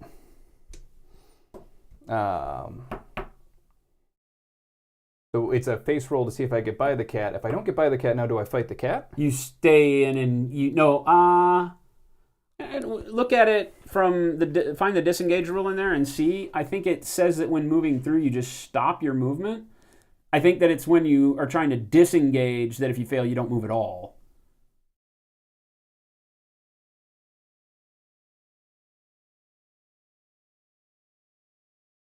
But that becomes a question of then does it count as a charge against the cat? Well, I would assume so. I don't think it would actually even fall into that category because it's not disengaging. It's whether or not somebody would engage you, right? Well, it falls under the disengage rules because that's when you move through or out of the engagement range of an enemy. Moves as normal. If it wins the roll, the 80 is expended, but the character does not move. Oh, okay. Basically, when you end your movement right there, still engaged. It says still engaged. That's when you're disengaging. Yeah, but I mean, that's... So I guess if I lose that face-up roll... You don't move. No. Okay. Yeah, right. So this is one of those tactics for moving. I like it, but... All right, then in that case, we'll spend that last die, and we'll charge the cat. Okay, you're going to engage the cat. All right, there we go. Well. And then need a 3 up to hit. Try not to move everybody. And we don't do anything, because dice are good. How do you mean? Did you only have 1 die? Yeah. Oh, because that was your last one. Okay, gotcha. So... Because you need a 3 up? Yep. Okay. And so you rolled a 2. Sorry, I didn't. He rolled before I could turn the camera. So we'll activate the construct. At the very least, we'll go 2-2. Okay. He's got a movement as 3, so they'll be going 6. So that'll get him right before the cover. The wall. Yeah. So right to here. Yeah. And now you can't see anything because we're stupid. See the archer. He can't do anything to him. No, it depends on whether or not I wanted to go for the howl.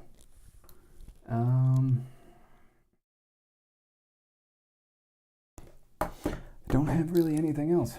So I guess we'll just move again and just put him up right to here. Ravenous, would I consider bundling the bomb wicks and the brush goop? We've thought about it, I guess, but, I don't know that... Actually... I don't like just creating more SKUs on the site. I'm not going to do it, okay. People ask me that because they're like, would it cost less to buy it? No, it wouldn't cost any less. We're not pricing products on our website to have a lot of flexibility to do sales. We're pricing things to give you value every day. So, and I know that kind of sucks, but if I raise the price of the brush goop and I raise the price of the brushes, then I could offer them as a bundle and reduce the price.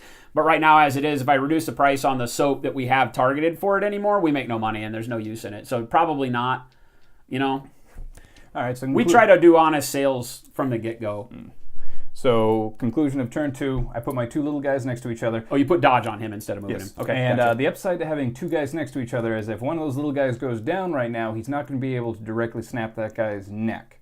You have to actually take another turn if somebody's disabled to try and kill them permanently off the board. Yep. If a friendly model is standing next to them in base contact, which they should be in base contact, to pull that off, you have to attack the other guy still standing up. So not a bad situation. So is that your intention, is to have them in base to base? Then you need to do that, my friend. Yes, Dad. And now we roll for initiative. All right. Yay! All right, here we go.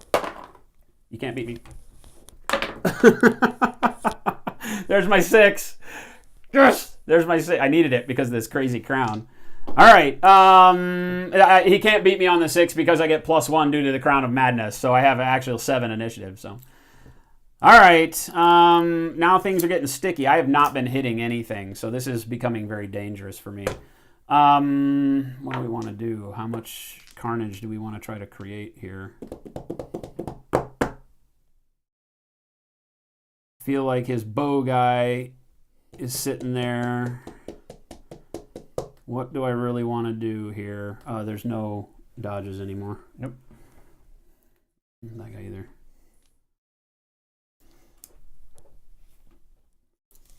Ah, yeah, that's right. God damn it. Probably a waste. Yeah. That's why I asked. Are you sure that's what you want to do? You didn't ask sure. You just said that's what he did. All right. Well, I asked at least. I was like, oh, you're going to dodge instead of moving. Okay. No, he didn't. He said he dodged. He puts words in things. It's like, you never said that. That didn't happen. I can't do your thinking for you. That's not my game. That's not my job. But not my job. To show you the exact thing I warned you about earlier. Just it. This is good. Not my pay grade. It's above my pay grade.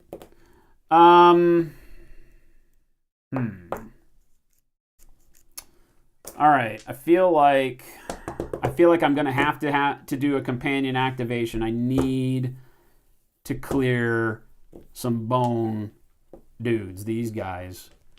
So Yeah. Boner guys. the boner dudes. I feel like that has to happen. Even though the dangerous guys are technically Sneaking up. these guys. They're sneaky. The uber sneaky guys. Are technically those guys. But do I do this with... My archer's got his butt hanging out in the wind. So I don't know that maybe I don't activate him first.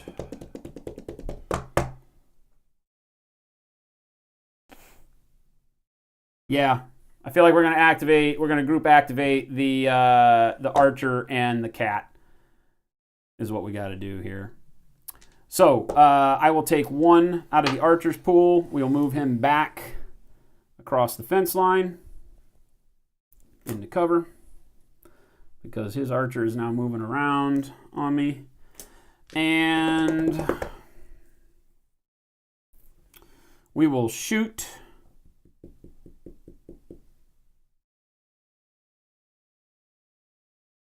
one and two health, right? Yes.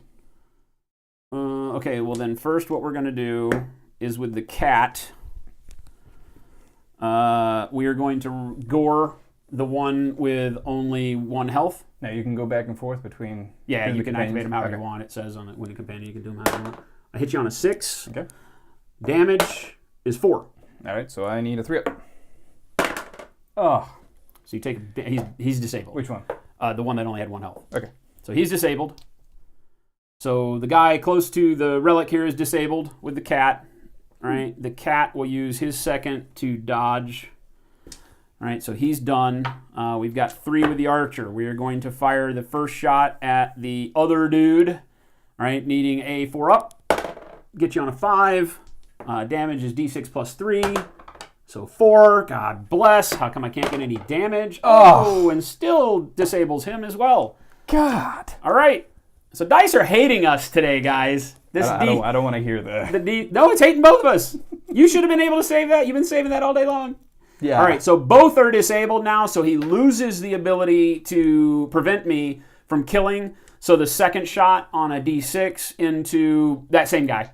All right, so I need 6s on 2, and I double snake eye. Wonderful. All right, to you, sir. God, the ones! The ones! Why the ones? All right, so we disabled 2 of his guys, which is good because that's 2 activations he now doesn't get to do this turn, so that's big. But I feel like I had, in order to take down his small dudes, I had to leave his big dudes up and running, and that can get really not good for me. So what's the movement on... Billman's 5, Swordman's 3. Okay. And the swordman gets 3 actions or 4? Swordman gets 4. 4. Billman 2.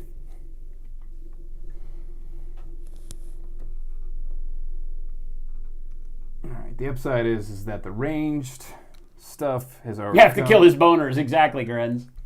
Drago, what's happening? Happy Sunday to you as well. You agree with Uncle Touchy, right? Clearer rules? I feel like these rules are really clear. I feel like what happens is that when you take into account a terrain, that when you have something like, if we're talking about the leap thing, having a range of 10 on a leap, but because our brains go in a different direction because most games don't take the verticality of the board into account. This game does specifically in the rules take account all level changes are in, just like Infinity, every inch up is an inch away from your movement. So if it says range 10, the leap is meant to be able to jump on top of things, jump down from things without taking damage, as opposed to climb and fall. So I feel like the rules are pretty good. I feel like our brains typically get in tune with the games we play the most, and sometimes going to a new game, no matter how simplified the rules are, it takes you a minute to adapt to the scenario at hand, as opposed to like playing Infinity in your head and trying to use these rules against those rules. So I really haven't had a problem with any of it so far. When you think about it, it all comes together. You say the Billman's got still 1 health left? He has 1 health left, yes. All right. 1 health. So pretty much like he's going to activate his sword guy and his Billman next. I should take something out of that group, so it's still just more of a singular activation. So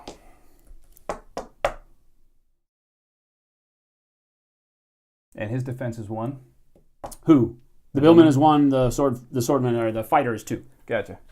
Like we said, working more on the billman because he's got that potion. So if I took a couple of points off on the sword guy, and next thing you know, where he activates, well, his billman's just going to heal a sword guy in 2 seconds. So it doesn't matter unless I knock the sword guy out in one shot. I don't think I'm doing that unless... Yeah, fighter's got health potion too. Does he? Oh, good. Both of them. Yeah, the key that I play these guys in is that as support for one another, they can both heal each other up. And you can heal from disabled. So he gets D3, wounds back. So you basically got to kill them both twice. Gotcha. Good to know. Or kill them both in the same turn. Because you can't use a thing if you're down. Yeah. Yeah. Oh, but you don't get... Okay, yeah, I was thinking that I had used all mine and you still got to activate your 2 without my response. But now it's 1 and me and 1. Okay, got it. Yeah, so you're going to have a hard time killing both. I understand. I'm not sure if... Can you heal somebody and then have them have the regular activation? Or is it just like you heal them... Yeah, if you heal them, they're back up to boxes, then you could activate them. I couldn't activate them together, though, because he wasn't available during the companion activation. Would be my assumption. Of course, that's where the rules aren't fleshed out like that. But because you have to declare your activation and then do your things, if he was disabled, then I could only declare the swordman by himself, reactivate him, and then I'd have one more activation with 2 dice. Gotcha. And the other thing is if I want to my assumption. If I want to cast a spell, it's going to be problematic because now I'm the only one that can actually take the stuff off. So actually what we'll do first is I need a 4 to shoot. Oh, for points on the dude. Yeah. Yeah, but you haven't taken any damage on your guy, so you could actually fuel him to max. I could. But, I mean, where am I really getting with him right now is the question. But either way, what we'll do is...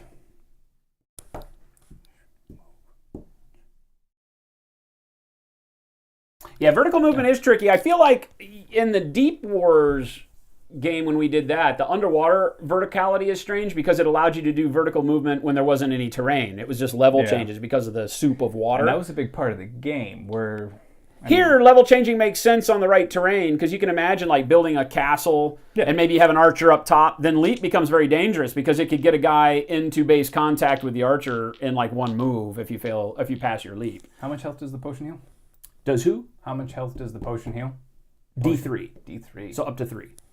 Gotcha. The idea if I could knock your knight on his ass would be great, but I didn't have to do 5 wounds. All right, so we'll do a focus shot on the billman. So I need to hit a 4. Yeah, we're good. So he got me on a 10. Yep. This is +3. Give me something good. 6. All right. Armor 1. Give me big numbers. So 2. So he is disabled. All right. So I've got 2 actions left on him. Billman is disabled. In that case, we'll spend 1 action to move. Okay. He will come back in. Pretty much just come right to here. Yep. And third one will be for a spell. Oh. Third will be for a spell. Okay. And you 3 up. Got it. And we get it. Now, I haven't activated either one of those guys. Nope. I could throw health on them. So,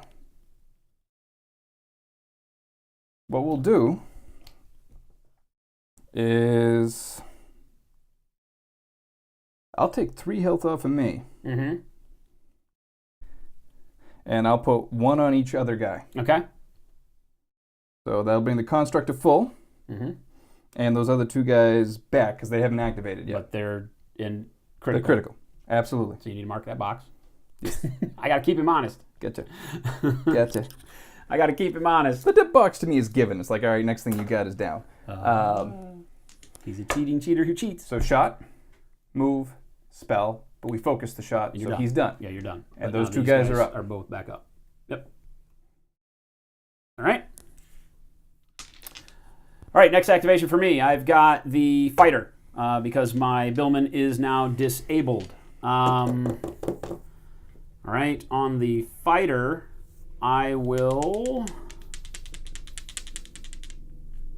Obviously, we're going to attack. So I will attack the guy on the right, my right, your left. Mm-hmm. We'll swing once on 3s, hit with a 4.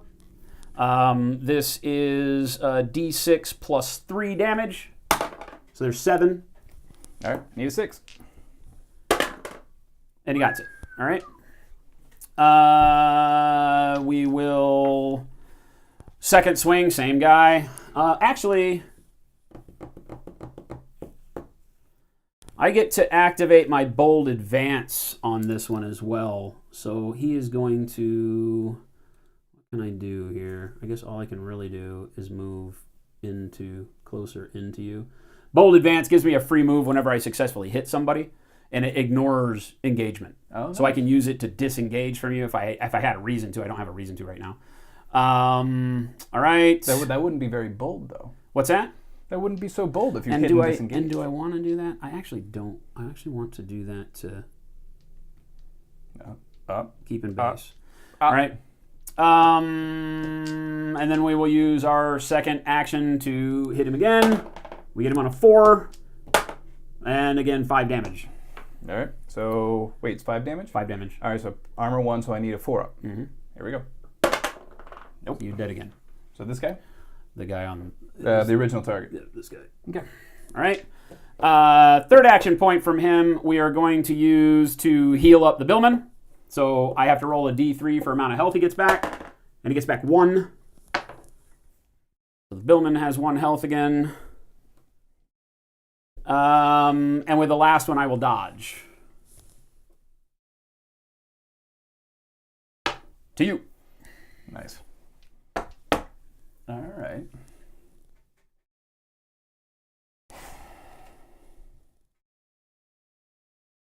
This game's a lot longer than the last one. Our last game was already over by now. Yeah. Dice have really changed the speed of the game immensely.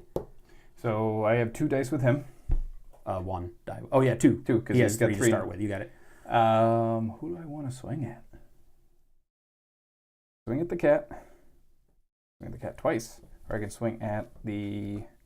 I can still swing at the soldier guy. I moved back, but I don't know. No, we don't have engagement anymore. Okay. Because I'm an inch away. All right. So, well, if he can only swing at the cat, then we'll swing at the cat. We'll go for big money. Actually, I can knock you down on the first one, couldn't I? Yeah, I can knock you down on the first one. Okay, so we're going to swing at the cat. So I need a 3 up. Gets it? Hits it. Let's see what the damage is. That'll be 2 plus 3. Yep. So 5. Yep. 5 damage on the cat of armor 1. If I roll a 1, we're screwed.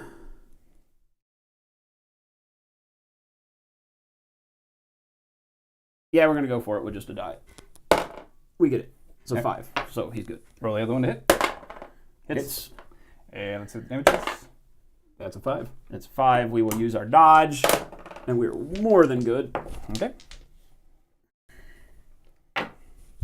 And what, now you're Billman? Yeah, now the Billman gets to activate. 1 die of activation.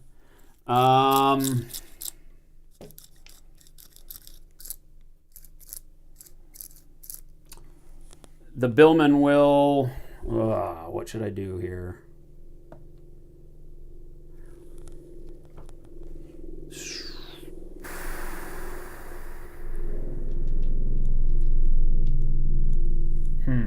God, that other activation point would be really, really good right now.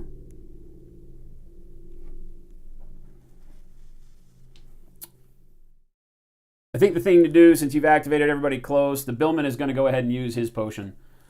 So D3, and oh my God, really? Ridiculous. All right, to you. 1 health. Gotcha. Yay, crappy health potions. What's the rule in climbing? If it's as big as the model, we don't Health care? potions are single use, so they are gone now. All right, so this guy, is it still -1 for climb on him? On his range? Everybody going up, yep. Okay. I don't know if he was bigger, if it really mattered. So Yeah, it doesn't have size. Base size matters not in this game. It's only for containing the model. There's no, like, large models don't get bonuses against small base models, none of that. Which I like. I like that every model is just another model. Everybody has to adhere to the same exact rules. So far. Gotcha. The Billman is armor 1. Night guy's armor 3? 2. 2. Okay, as armor 2.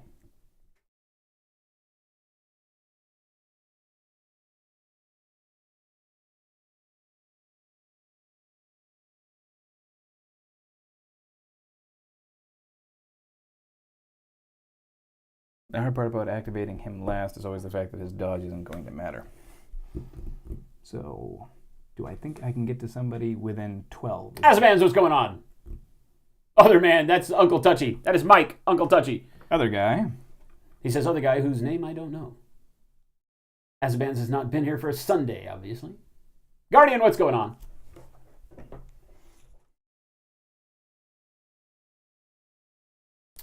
Yeah, vertical's tough, right? Because you want... I've always felt that if you just treat it as movement, that you're probably pretty good. When you add in the falling stuff, it makes it harder. And then when you add in, being able to clear and jump over stuff, it adds a layer of complexity. But I don't feel like they've gone too far with it here. I feel like it's pretty basic. In a 2x2 space, I like that they're promoting the use of terrain by giving you climb, jump, fall, all those rules, special abilities like leap. In order to really gain the most out of your models, you want terrain on the board. You want it to be multi-level. You want to give archers sniper perches. You want to then dig them out of the perch with models that can get into them quickly. So I like that. Rather than just, War Machine hordes, play on a flat with 2D terrain. We were talking about that earlier. I think terrain is one of the largest parts of the narrative of a game, We don't have an excessive amount here, but enough to where it's gumming up the board. So if Big Boy climbs and walks right to here, does he get that terrain cover as well No. from ranged attacks? Okay. Okay. Well, if there was somebody over here, maybe. Okay. But no. No, standing on terrain doesn't give you cover. Okay. Because your base can't fit on the inside of that to get cover from the wall. Parasite, what's going on? Kevrod, what's happening? Is Jen winning? I don't know if he should be offended. Right now we're just gummed up. The dice have not liked either one of us. It tilts in one direction and then back in the other, and then tilts in a direction and then back in the other. He's killing himself. He literally has on the board 6 health right now. So total. And I've got, 15 or 16. So the question is, I have to do the construct. It's, do I activate and try and do a ranged attack and ensure it hitting?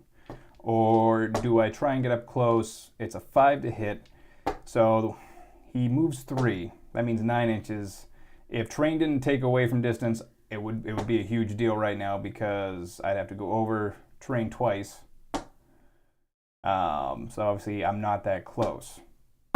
But what it's really going to do is that I either try and get up and close and try and hit him on a 5 on a single die. And the upside is that it's a +5 damage, so if I connect, I could swing for the home run.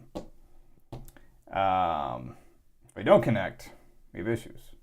We have big issues. Yeah, the bone construct on his own has not been very good to you in the other games. But with the way the dice have been, man, anything's possible. True, but anything's possible. I can kind of ensure that I stay back, and then I just have to worry about the archer. At least because if you activate the archer, I'm not first to take a shot at him next turn. It's playing that game of come to me, come to you idea. If I win the initiative, Are you trying to convince yourself?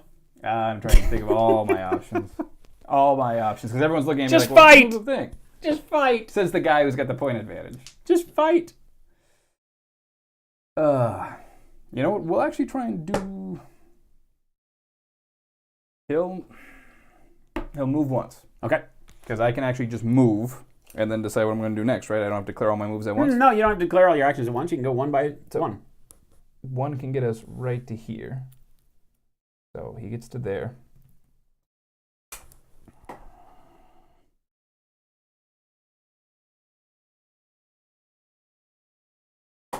He's armor 3. Unfortunately, his dodge isn't going to make a big difference.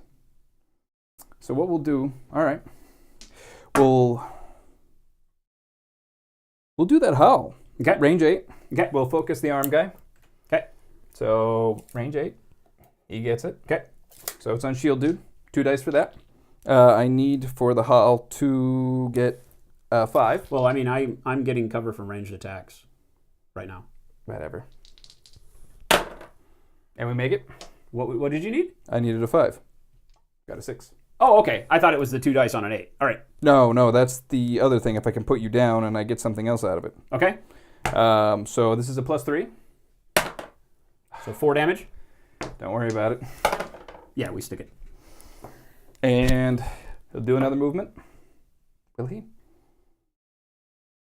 No, I'm not. Yeah, screw it. So his basically just going to move back into here. And end of turn for big guy. Okay. All right. So that's end of turn. Initiative. Oh, recovery first. Yep. Recovery. Show me that 6. He got a freaking 6. His guy stands back up. Not a thing. All right. I would rather have the initiative roll. Yeah. But Now initiative. And you get it. So this sucks.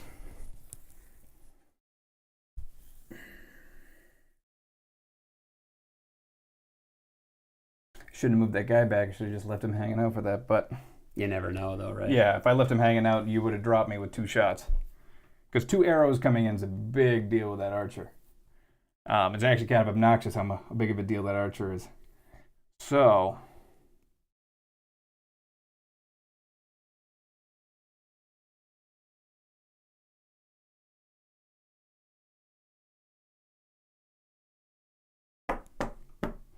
I think this is where we make our big move with the big guy.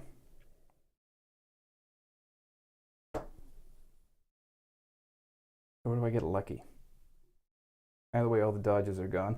Oh, I get to control your guy. I was going to say, your best bet would be to move my guy. Yeah, I forgot we get to control his guy. We're going to move his guy. What do I get to do with your guy? I get to activate him and just move him as normal? Yeah. So is he technically an enemy to your guy, so disengaging is a thing, right? It doesn't say anything like that. It says you get to activate, but it doesn't say that you can attack your own guys. I don't know who owns it. It just says you get to activate the bearer.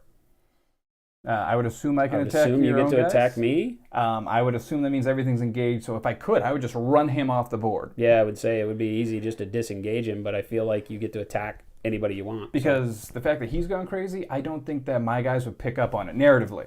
I think my guys would still be trying to attack him. So I think it's pretty much he just turns in the middle of battle and swings at things. So how many dice does he get? 4. All right. So we're going to do that. First one, he'll take a swing at 3 to hit now, right, with him? 3 to hit, Well, I can actually attack twice. You can only focus once attack? Or? You can only focus once a turn on anything. Okay. So the first swing, the Billman's got, what, 1 health left? 2. He's got 2. Mm-hmm. We'll do the Billman. So he'll take a swing at the Billman. Okay. We'll focus this. Okay. I don't know what we need, Got it. but we got it. And then whatever the damage is. 8. Oh. Yeah, I can't do anything. Oh, yeah, I could roll a 6. Yep. And only take 1 damage. So, or I could die. So Billman is now incapacitated again. There we go. And then he'll take his other swing. He can move, right? He can actually move and do things. After he hits, he can move an inch. Doesn't do anything for you now. That breaks engagement, unless you're trying to get over to the archer. Well, I could just be on the other side of the cat. No, you can't move. They're an inch. Bases are an inch, so you have to come around. I thought you said you could move through engagement. It didn't matter. It's not an inch. The base is an inch width. You'd be right on top of him. Well, can't I just move to the back side of the cat? No, because you can't clear it. It's still an inch. You have to be able to get a full base, right? 25 millimeter bases are 1 inch. So question, why can't he replace the Billman? Where the Billman's standing would put you out of range of my guy, but do I really care if you're out of range because he's been activated? You're and he's not yours? understanding. You cannot, in an inch move, Yeah. you cannot move over a base that is an inch width. Oh, because you don't his clear base it. is still technically Yeah, there. you don't clear it. Yeah, Gotcha. because he's not off the board. No, he's still there. You're right. That's what I was missing. I was Yeah, like, no, wait, you can have to just- come around if Gotcha. you want to move, because you just don't have enough to get here. Gotcha. That's technically 2 inches of movement. Yeah, because it would be 2 full base sizes. You get it. Then he's just going to swing at the cat. Okay. I have this other die, but it doesn't matter because you're not going to roll him. That's the bigger deal. So 3 up. Do I want to? Oh. I have 2 dice.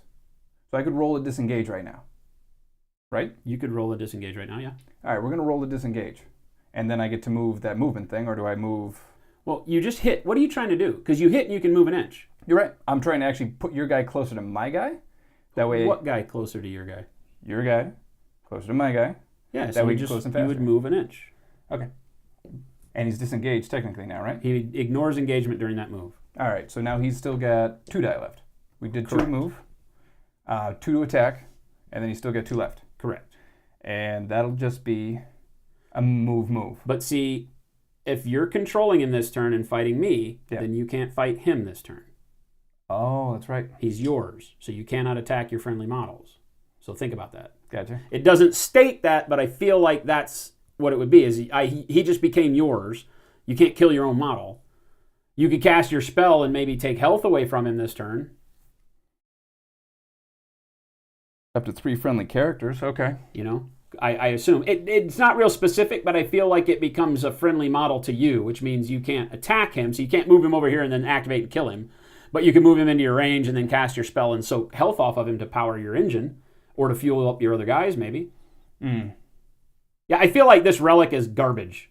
Like, literally, I feel like this is garbage. In a game that's supposed to be so fast and furious, to have a relic that is so negative, I feel like that's kind of garbage. But all right, well, if I can't... do I want to try and attack your cat? So, don't disengage. I'm just thinking about those options, but either way, I could always move my other guy to get closer to take health off. So yeah, that's what we'll do. Both those health potions are gone. Everybody's health potions are gone. Yeah, so we'll just attack the cat. Okay. So 3s. Hit. 5 damage. Yep. And takes 2. There you go. All right, your turn. Oh, ouch. So cat and archer.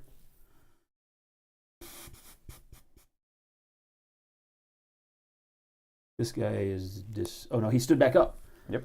Crap, I can't kill your guys. They keep getting up.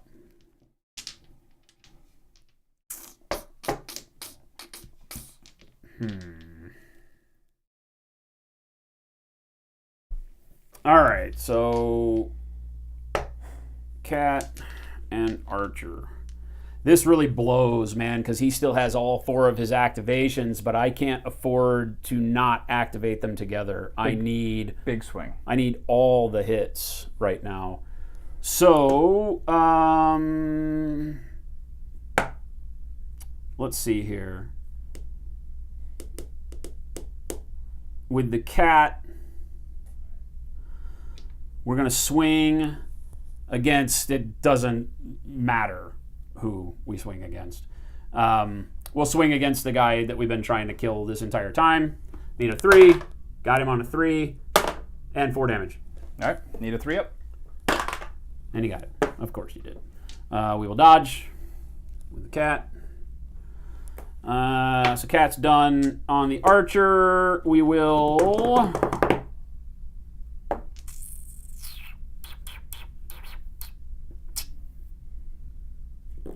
shoot. So we will fire once at closest guy. Miss on a 3. We will take the... that's one guy gone. We will take the second shot on him. We have to boost it because my second shot is at a -2, so I need 6s on this one. So we get you. Damage 5. God, I could roll a good damage die, might help. He's takes dead him down. again. Front guy. Jeez. And then on the last one, we will dodge as well. And now comes the pain train. I really needed to kill both those guys. Good God, I can't roll a damage die to save my life today. All right, so you're done with activations. 1s and 2s. I'm done with activations, yeah. So what we'll do is we'll activate the Wanderer. He's got 1 less die. So he's only got 3.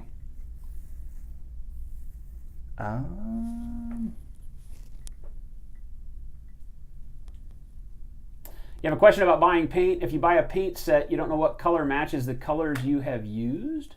That's a very open question. I don't understand what you're asking me to tell you.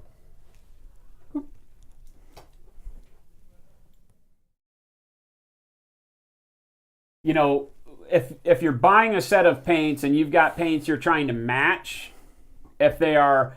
I mean, I can't say that there's a paint set that has paints that will always match, but you'll always be able to get close. Right? And if you're matching model to model, don't worry about it, right? If you, like, let's say the brown's on the boots for a model you painted before and you're trying to paint another unit, you know, or model in that unit, who cares if the brown is exact as long as it's close, right? Because, I mean, just get something that's close. If you're trying to paint on a model that you've got halfway painted and you ran out of paint, then your best bet is just to paint over whatever it was if you feel like you're not being able to match the paint exactly. Just paint that detail again. But if it's model to model and it's not for like a competition or something, if you're painting like a unit for a competition, then you need to go find the paint. But But you can find old paints on eBay sometimes, people that have like old GW Scorched Brown that's still good, you know? So, I mean, there's a chance you can still find the paint that you're out of that isn't made anymore. All right, so what we're actually going to do is we're going to activate this guy first. Okay. He gets 2 die because he's critical. This guy's down. So what we'll do is I guess we'll attack the cat. The cat's down. Cat doesn't need anyone standing around him that's friendly at this moment. Cat's not down. Oh, it's not. Oh, that's right. It's got damn it. Dodge. Cat's dodging. Yeah, screw it. That's still what we can do. Do we focus? Do we take 2 shots? Either way, I think it's better to take 2 swings. Okay. So 3 up. Hits. What do we got for damage? Oh, a 3. And he's dead. Because you had a dodge token on him. Yeah, I chose not to use it because you were going to attack again. So. Okay. He still has 1 token left. I guess I'll attack him now that he's down.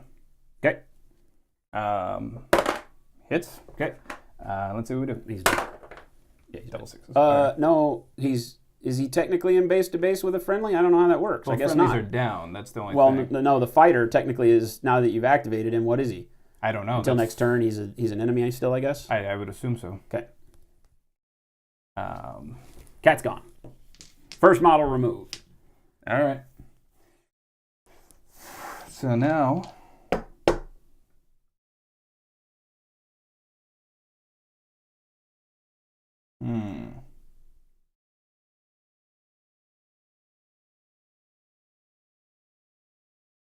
We'll activate the Wanderer. He gets 3. I think it would be, still thinking, it would be 2 inches if I wanted to go through this. So he could stop right about there. On the top, yep. Yep, so he'll move 1, and he'll be up here.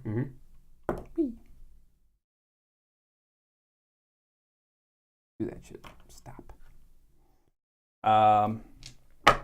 And with this one, do I feel like making a 3 up? Because I can't do it again. That's the big thing. Can't do what again? Recast a spell. Right. So I'm going to try and take health off of big guy. Okay. And I think the way it works is, all right, we moved 1. I'll say what I'm doing as an action, and then I get to choose to focus with it after I check I'm in range, right? Or do you dedicate the focus? You have to say you're going to do a focus deal now, because you can't pre-measure. All right, then I'll focus deal now, because I have to. Okay. Because I don't want to risk losing that. And are we within 8? We are. Okay. So we need a 3. Got it. I don't know which one the 1 would have come out of. I will take 3 off of him. Okay. The big question is, who do they go to? I think the other guy hasn't moved yet. So we'll take this guy back from the dead, because he hasn't activated this turn. So 1 will go to him. Okay. So at least he's up. And then I don't think if I put 1 back on the Watcher, he'd get that activation die back, because he started the turn with not. it. But do I want to have 2 things?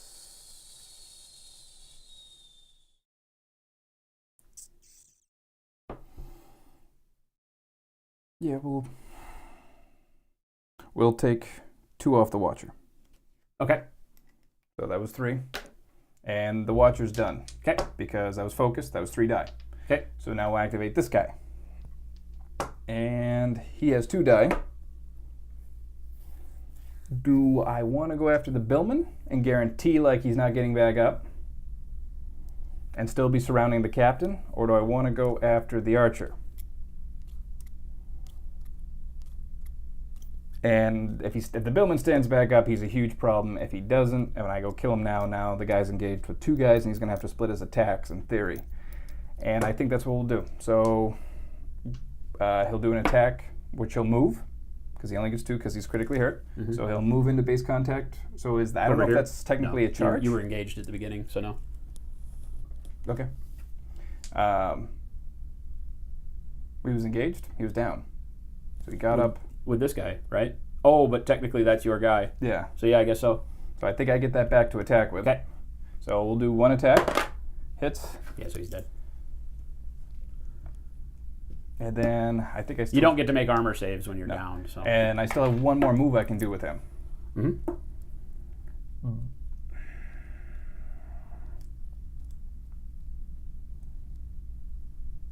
So it depends on whether or not I feel like surrounding the captain or if I want to be a pest for the archer.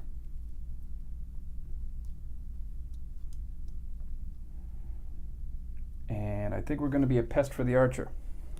So moving into base over here. Yeah, if we can reach it. Oh yeah, you got 5, right? Yeah. Yeah. So yeah. Oh, so is that actually technically a charge? I think so. There's no limit to charging. I don't think So all right, we'll get that dice back and we'll roll. And he hits. Okay. This is +2, so 5. Good. All right, that works. And You're big guy. yep. And at the very least, he's got 4 activations. So in the least, we're going to move. So we'll go 6. So he's got to clear it. So probably an inch out here. And then 5 to here.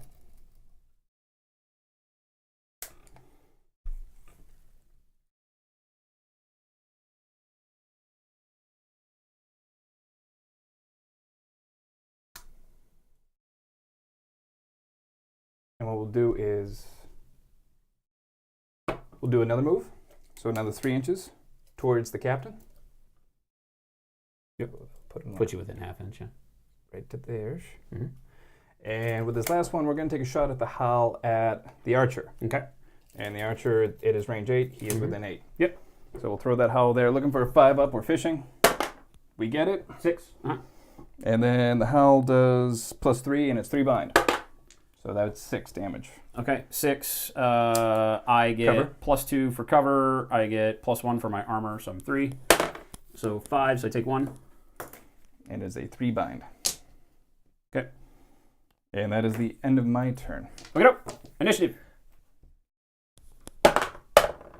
Good. Big swing. Oh, yeah, that's I have to say, you can probably see the wind is out of me. That's a very, very bad play experience, having that card be that brutal. The fact that you can't drop the relic willingly. Yeah, it's a bad card. I've loved everything in the game until that card came out. And it's because it's affecting me negatively, but it's because it's affecting so negatively, it's become unbalanced. You can't drop it, so you can't get rid of it, so you have it for the whole game. Normally, you can drop the relic or give it to somebody else if it's bad. This one specifically states you can't drop it. So not only is it a negative averse effect, the positives you get for it are not good enough to do anything, in my opinion. Yeah, this is a negative play experience. What this was card. That needs to go away. What is that ranged attack? It's a +4 range attack that hits on a 4 and does a bind 3, so it's a good attack. But just the fact that losing your biggest guy, my toughest guy who has the most ability to output damage, losing him for a turn takes an activation away from me. Yep. Gives you an activation. That swing right there is too OP to be in the game. Because when both forces are at full, knocking 1 to 3, putting 1 up at 5, and being able to steal health because of your abilities in your deal. So you've been able to do damage to him, which you shouldn't be able to do. So now that I get it back, he only has 2 health left, right? It just is too big of a swing. That's too OP. It's a very negative thing. Like, I'm having a hard time in my head generalizing and saying that it's, if it were happening to you, it would be me being just as frustrated as it happening to me. Because when we look at these games, things that take that big of a swing in one player's favor shouldn't be in the game. And that should not be in the game. They need to take a look at that. I'll let him know if Sean doesn't see this, that's too much. I will say that is the worst case scenario because you're engaged. It doesn't matter if the worst case scenario exists, it should not be in the game. Because it will happen. True. It will happen. I mean, I don't know, because, that's also, in other games I can see it's like rolling double 6s on a chart. All right, guy dies, sucked into the warp. Next thing you know, a demon's standing there. But that's because you did something trying to get a benefit. Yeah, well, getting a relic is trying to get a benefit. I'm just trying to look at it both ways, where if you put that crown on a little dude... But this is a whole game detriment for no benefit. Because you can't drop it. Yeah. Yeah. I mean, goes critically bad. I can actually make an argument for it. The chances are that you will lose your character once during the game because it's always on.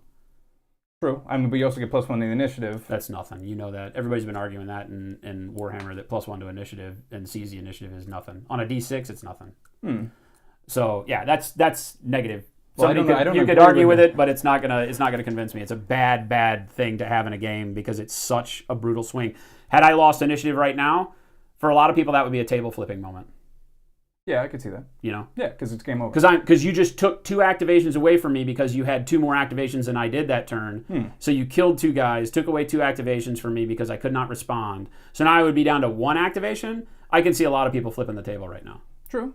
Like legit, I could see a lot of people getting to where this game sucks and swinging their idea out of it right now. And if it was the first time for us to play this game, and this is what you got, and that just happened, you'd never play this game again for a lot of people. Maybe. I would like to know more rules around it. Like if it had more constrictions, I could maybe see how this card is playable. Like, hey, you can't cast spells in this character. No, this character can be... It doesn't say that. If they put more restrictions on it, I can see how they can keep it. Well, but that's rewriting it. That's what we're saying. Is that Yeah. they need to change it, take it out of the game, make it droppable, do something to where you can't have something be that negative. I mean, I get it in a game that's supposed to be fast-paced, where we talk about like Arena Rex, where, you know, yeah, you got picked up, thrown in a pit, didn't have a chance, your guy died. But the game kept moving, and you were able to do the same thing to them. There's nothing that can happen to you that is this bad in this game. Because I can't give this to you, I can't transfer it to you, I can't make anything happen. Cinematically, it makes sense. Very bad. Because the guy just went Well, yeah, if you're going haywire. to write something like this, I get it. Yeah. But having this be the treasure that you're supposed to be getting in the game as part of the objective of the game to get the relic, and having it be this negative, that's a bad thing. I would never go pick up the relic in this game again after this game. Like, I literally will never go pick up the relic. Because of the chances that... Because there are only 7 relic cards, guys. We're not talking about a big deck. So one of the big reasons I'm pissed off, there's 6 relics. Oh. There's 6 relics in this game. So 6. This is the starter set, and the expansions don't give you relics. So there are 6. So you just do the math, right? That's 18% chance to get this really negative experience every game you play. So you would never pick up the relic again. Because if there's a 1 in 6 chance that this is what you get, yeah, you wouldn't open the box. I mean, I'm not a good gamer. Firebrand is a melee attack that burns a path of destruction in the direction of the target. So that one's good. Not being able to be targeted is good. Using 2 bonus dice is good. Bearer gains +1 speed and +1 action dice. Tremendous. The Sword of Ruin damages critical health boxes on enemies first. So all of these are epic. OP the other direction. Yeah. Right? And this one's OP against you. So my 1 in 6 chance of the first relic we've ever picked up in the game is that I got this? I feel like if this deck was 24 cards and 1 in 24 was this, I still wouldn't be happy about this game and the way that it's running. So I know a lot of people will watch this and say, oh, he's just a sore loser. But I try to look at things more objective. I don't care about winning and losing in the game. I feel like it's all, what we're trying to do is show you the play experience and whether or not you should go get involved in the game. That's bad. Yeah. At least knowing that exists, I would never go pick up a relic with a main character. They may not need to be this good. No. Some of these are really good. Right? So I don't know, like, I guess you're always stuck in something where if you have treasure, do you have the treasure swing the game so hard? If it swings it against you, but you did all the tactical stuff to go get the treasure right, grab the treasure, and now it says on there you can't drop it, you're screwed. Here, you're screwed. You're screwed the whole game. I mean, granted, it does have an attack that is okay, but the attack doesn't hit everybody in range. It's not AoE. It's one character, so you can only do it once around. It would hit one guy at +4 damage, and if all of his guys have dodge, it makes the uselessness of that pretty huge. If they're in cover and have a dodge token, then all of a sudden, then that spell is just a normal attack. So I don't feel like that gives it enough bonus to have that negative on it. We've talked a lot about it, so it's irrelevant. But I feel like we talk about negative play experiences, that's a negative play experience. All right, so I have, what do I got? I got 2 dudes.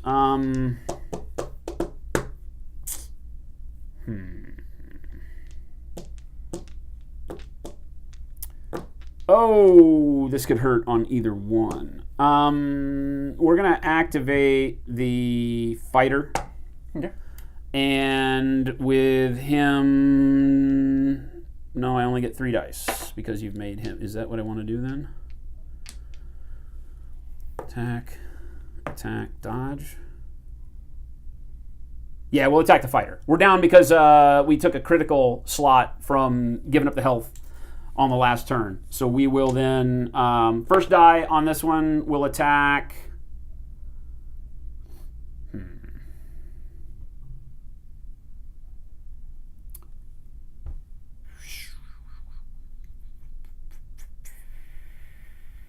We'll attack the little guy. Yeah. So we're attacking the small guy. Miss. Try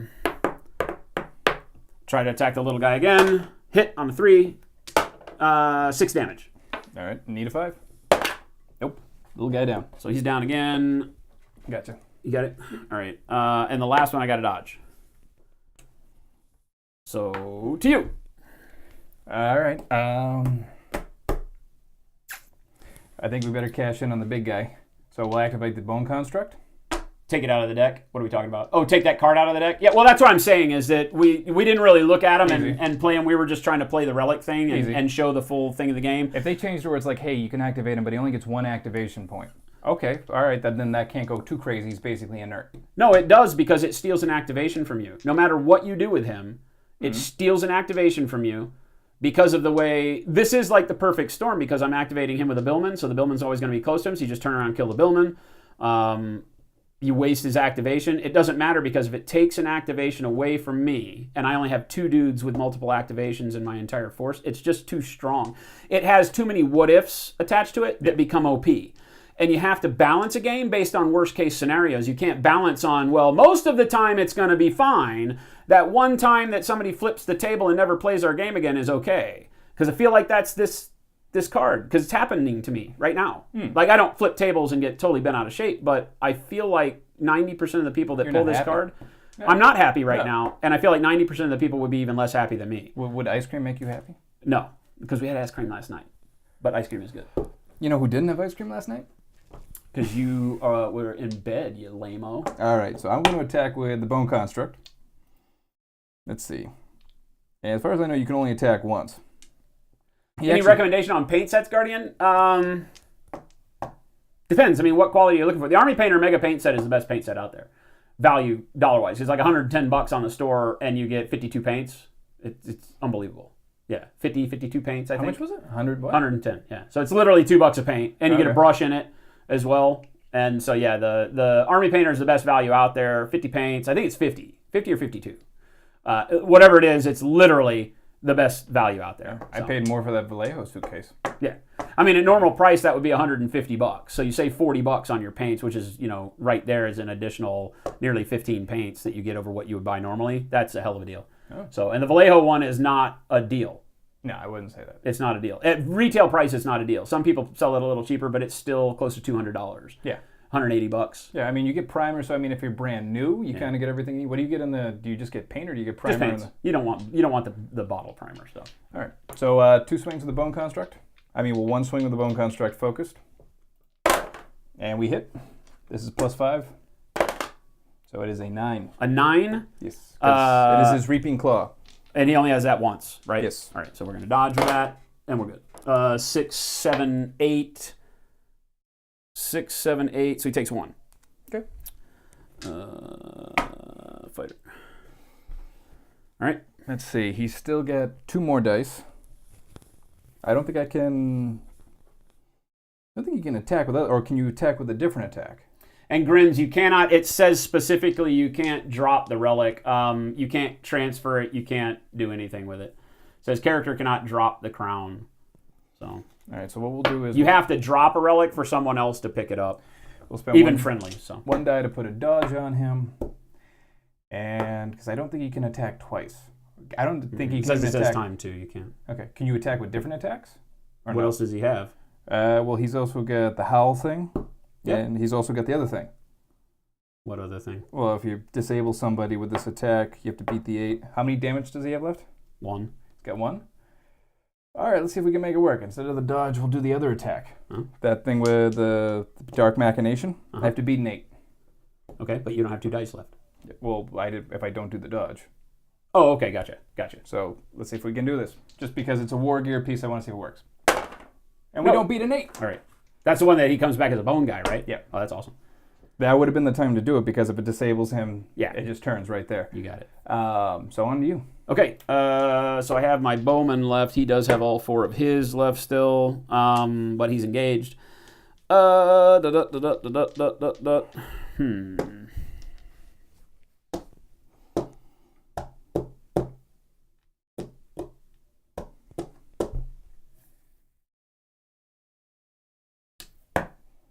I also didn't see a turn limit in this book. No, it just keeps playing. Yeah. So, I mean, if he only needed the relic for like 3 turns, the game would be over, it'd be his right now. despite how crazy his captain is. But since this is still going, you see the full effect. Well, no, you only win the game when you kill the opponent's army. Oh, is that all right? Yeah. I mean, in this, right? When the opponent's army is dead, you win. All right, so the first thing we're going to do is attack the little guy that's on us. I have a hand axe, piece of war gear. It's damage. It's a damage +4, but it's a 5 to hit. So we're going to focus that attack. So I need 5s. Got him on a 6. There you go. We got 8 damage, so you can't. Nope. He's just down. Yeah, he's down. I don't know what all these things. That's a relic thing. I don't remember what all these tokens. Oh, here it is. So he's down.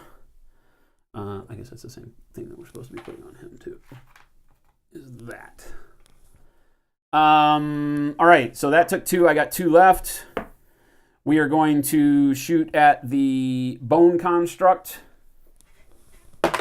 We miss on a 3, and 1 die left. We'll dodge. I got to. I want to shoot him again, but I got to hit on 6s with 1 die. Not good odds. So to you. All right, so the only one I can really actually activate right now is the Wanderer.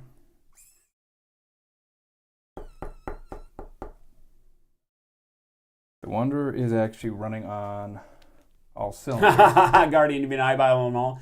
The best thing is, he'd sock it to me. I like sock it to me cake. Ray knows me. The best thing on the paints, if you're looking to build up paints from like scratch, then the army painter is the best way. If you already have a good selection of paints, then sometimes sets are not the way to go, even though they give you some value like that, and just build up individual colors that you really like and want. I feel like I've had both. It's like 50-50 on those conversations as to what makes the most sense for you to do, right? All right. So we did a move. Mm-hmm. Move is 6, but -1 to get down. Okay. So he's got 2 die left.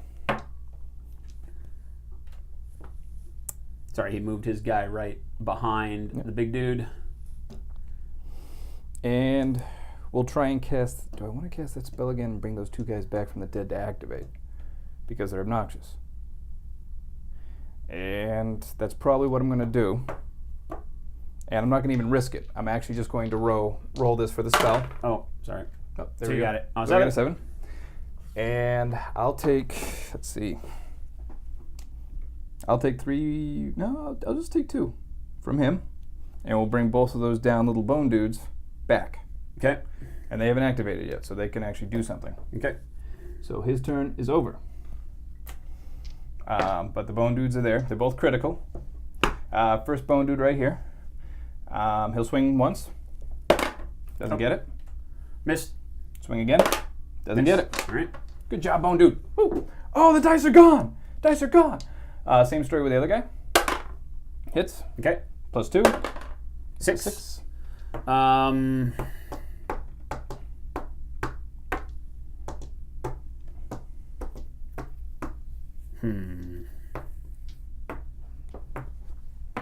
Yeah, we're just going to roll 1 die on that one. Okay. We got it. Nailed it. Other one. Hits. +2. 5. Got it. There we go. And that is the end of my turn. So I saved my dodge for the last one there. A little risky, but I needed to do it, right? It needed to happen. I had to do it. All right, so initiative. There we go. You're +1. And yeah, this is, see, like literally, this is a table flip moment. This is a concede the game kind of moment right here. All right, you want to call it right here? Yeah. We'll review the game? Yeah, because I don't want to play this and get more mad. I love the game, and I feel like this is the only speed bump there is. But yeah, it's such a negative play experience. I can't imagine another round having to deal with fighting my own guy. Because you now have 5 activations to my 1. Absolutely. And the first thing I would do is I would suck the health out of him and knock him down. Yeah, that's not That's good. Not good. Bad play experience. Not in the fact that you lose, because losing is part of it. And like I said with Arena Rex, the key there is that, but good game, because you won. You beat me fair and square on that one, the way the rules are written. Bad swing. That was a It's bad tough swing in the because game. I want to first say I love this game. So the first thing I want to throw out there, the rule set is awesome. The miniatures are awesome. The gameplay is awesome. This is a horrible gameplay experience. I'm just going to tell you right out, if you go buy this game, take this card out of the deck unless Sean comes up and tells me something that we're not understanding, like his intention was that, no, it doesn't become an enemy, you can't attack, well, then write it on the card. Because everything is written on the cards, the rules are very explicit and plain. They don't have to put a lot of detail on here, but it states that players with the initiative activates the bearer of the Crown of Madness. Character cannot drop the crown, which means you can't get rid of it. The only way to get rid of a relic is to drop it and have someone else pick it up. You can't hand it to someone. Yep. So you have to drop the relic, activate another model, and let them come pick it up. And also that means that the relic doesn't drop on death. So this literally is on this one character for the entire game, the way I understand it in the rules. So unless we're missing something, and if somebody comes forth and tells me differently, I'm always open to changing my mind. But right now, this is such a negative play experience because it doesn't give you a spell that says kill the enemy. Right? It doesn't give you something to balance out the negative effect of losing that initiative roll, which we've seen me do twice. Yes.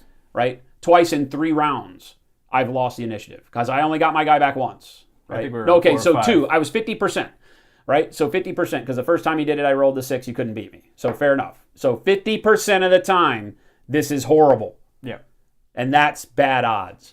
Because you cannot, just as a rules maker, you cannot build balance in your game if there is a worst case scenario that becomes so OP that it literally causes the opponent to lose the game by no action of their own, right? Other than, I won't play the game and pick up relics anymore. And that's not what your game needs to be about. Your game needs to be about get the treasure. Like Frostgrave, go get the treasures because the treasures are not bad. The treasures are part of the objectives, part of what makes the game progress, part of what makes you build your warband.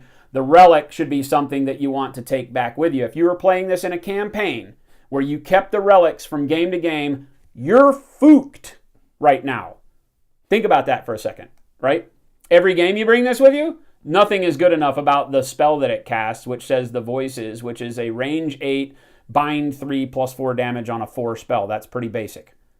That's not, it's one extra damage than most basic attacks. Basically, it's a bow. But it binds, so it does give you bind, but for a lot of armies, bind isn't going to matter. It's bind 3. If it was bind 5, now you have my attack. Yeah, it's bind 3, because what bind does is that in order for the model that gets bound to move, they have to make a check with their movement die against that number, but it's a 3 up, so it's a 50-50 to where it doesn't do anything. Yeah. So again, I hate to dwell on it so much, because I don't want to push it as being a bad game. I want to push it as this is a huge glaring mistake inside of a great game, right?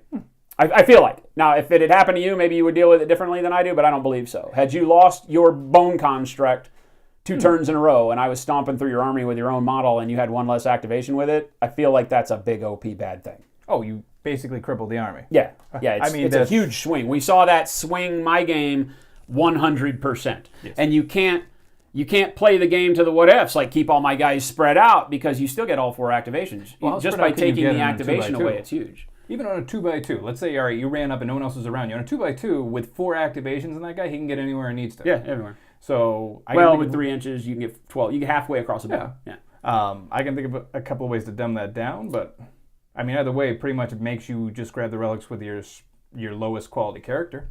What fun is that?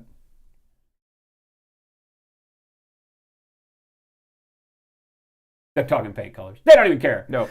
Okay, so overall, though, let's get back to the positives. The game is great. We usually talk first about the hobby side of it. The models, I think the models are fantastic. Yes, hands down. Hands down, great sculpts. Some cleanup, because they're pewter, some of the cleanup was a little rough. We had a couple of mold slip lines on one of my Rangers that were across the cloak in hard to reach places. Okay. A little hard to clean because it was a stepped mold. It wasn't just a small line that I could scrape. It actually had a level change to it because the mold had kind of moved. So how'd you fix that? I literally just had to file the hell out of it. Okay. I had to get my knife in there, cut metal well, and then file it. But that was only one model, and I feel like because of the quality of the other ones, that was probably a rarity. Okay.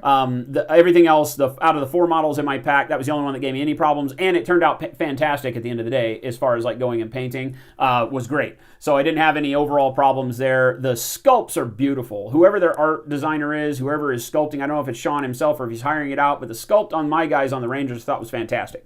I feel like the Bone Dudes are really cool. I feel like they've got kind of a look all their own. So I don't know if he has different artists doing the different factions. Because when you look at the Pigmen, you look at the Knight and the Cleric and all of those, the art style is similar, but they all have a flavor. Each faction has a flavor all of its own. And I really, really dig that because it reduces the monotony, especially in a game that's skirmish where you can play with 4 or 5 models, you don't want the 4 or 5 models to look the same. No. Right? No. And even though I've painted my Rangers to be very similar, they're very dynamic. I also love the ball socket arms that came with it, so you could literally rotate the arm to any position you want. So even if you did have 2 of the same models, one's and the other one's got his arms by his side, so they tend to look different. So great forethought there as far as how you can utilize similar sculpts and make them look different on the battlefield. Great use of sculpting stuff. So I don't know, anything you want to add on the hobby stuff? I loved it. It was really neat when even the individual characters have their own flavor, but it was still like, all right, I can either dry brush this, I can do whatever. I love having the bone faction because it's like, I can just do the wash, I can do the dry brush, I can play with some of the other details. I threw blood effects on my guys, haven't done that in a while. Yep. They just had this really great flair about it that was awesome, but simple. Very different than other models. Yeah. Even like just fantasy models, they've come up with their own, I think, really good characters. Plus, 30 mil goes a long way. Just that extra couple of millimeters of height gives the breadth to the details as well. I talked about it on stream while we're painting, is that they fall, I think, somewhere between the kind of hyper-realism of Infinity and the overblown disproportion of GW. Yeah. Right? Because GW models, while they're really cool, are not in proportion. No. Right? The new Primaris Marines are better, but they're still heads don't fit shoulders and bodies, and they're really weird at the end of the day, right? But they're really great dynamic models. These fall right in between where I feel like you get the heroism of them, you get the detail in them that's easier to paint, you can see the stuff.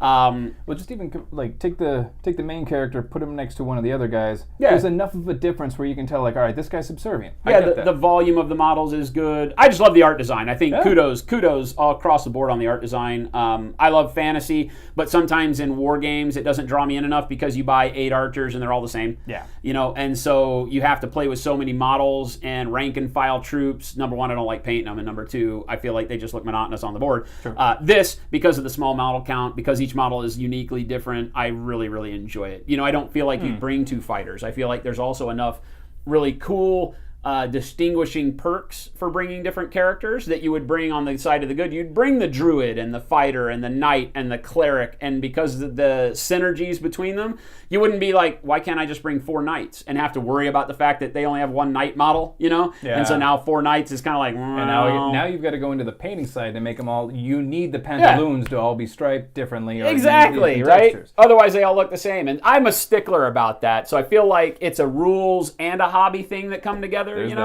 Because it's, when I used to play old Warhammer Fantasy Battle, the one thing I loved about it is that the game itself, the old rules used to be really good, but the bad thing was that you had regimented troopers, and I had 20 archers that all looked exactly the freaking same.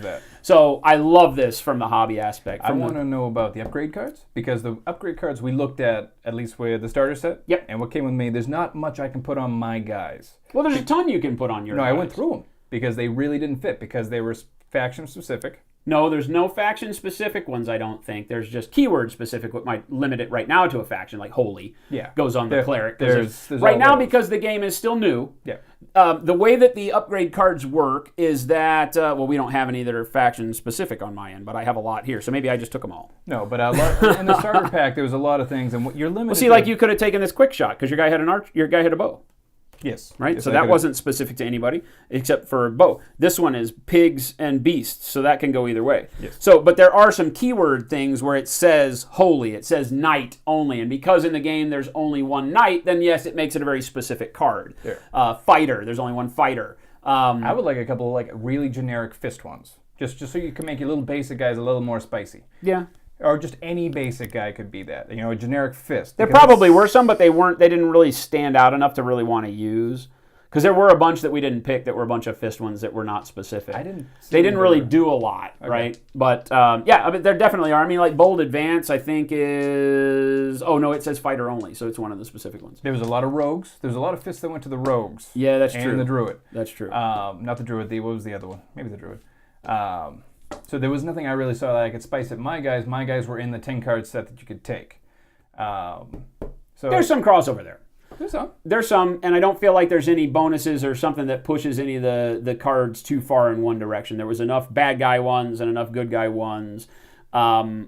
that I feel like you're okay. I feel like this game is centered around bringing more activation for the bad guys. The pigs, generally, you would put more war gear on the good guys. The pigs don't need it as much, and then you just bring more... So you have 6 pigs versus 3 heroes. Yeah. So with activation, weight counts for a lot. Being able to have one more dude with 3 things he can do is worth more than any war gear out there. You know, a piece of war gear that lets you attack twice is not as good as having another dude who could technically either attack twice on his own and move, or dodge, or do whatever else he can do, or add another piece of war gear to your group, you know, so I feel like, you know, maybe there's a lot of tactic there. You know, you could size down more war gear, make them more formidable as individual models, or go more models, you know, and I like that. I like that balance. You know, don't take any war gear, take 7 dudes. No. Could I see an army where you span those archers? I could absolutely see that because they're ranged and they attack twice. I could see just going 2 or 3 of those easy.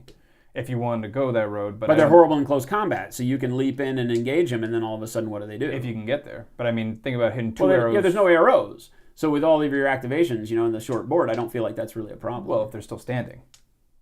I've seen you be really effective and kill things at 12 inches with the first shot. Yeah, but if you take 3 of them with the double shot, the war gear, there's only 1 of, right? So, I mean, I don't know if the game allows you. That's war gear that lets you shoot twice. I thought they shot twice. No, it's a piece of war gear called Quick Shot, and it says you can perform 1 ranged attack 1 additional time, but it's at +2 difficulty. So it has a detriment. It forces you to focus it, so it limits you on your activation dice because you're not going to roll that 6 on 1 die very often. No. Right? So you're going to have to focus it. So you're taking 3 of your activation dice to attack twice, which is fair. I think that's great. Yeah. So I like that. There's a good balance there, which is why I'm confused that this card slipped through. Right, this table-flipping bad piece of war gear slipped through the design. Or Sean will come back and tell me, no, you idiot, that was meant to be, you know, something that shows you that, oh my God, there's a risk to opening the relic, but that's too big of a risk. But gameplay rules, like we've said, the rules are very, very simple to understand, but still become very in-depth in practice on the field. You know, because there's enough tangible tactical advantage. There's enough, as we've talked about with activations, you know, monitoring your activations. You were riding the fine line of taking too much health away from your guys because you got to the point where all of them were losing an activation point, and we started seeing your army become less effective until you won initiative and you got my guy. Yeah. Right? Because you had taken enough health away by that point that you had 3 dudes that were losing 1 activation die. Yeah. And so that changes dramatically how your force plays. So I like that. I like it. But you were doing a great job of monitoring and then giving health back when you needed it to get activations back and all of that. That army is very, very tough to play, and it gives you the flavor of an undead army, skeletons rising back up.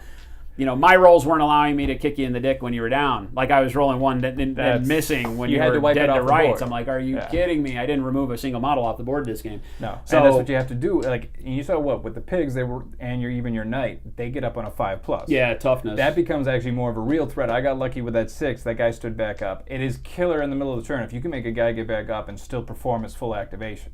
Yep, that is hard, especially like if you have that potion card.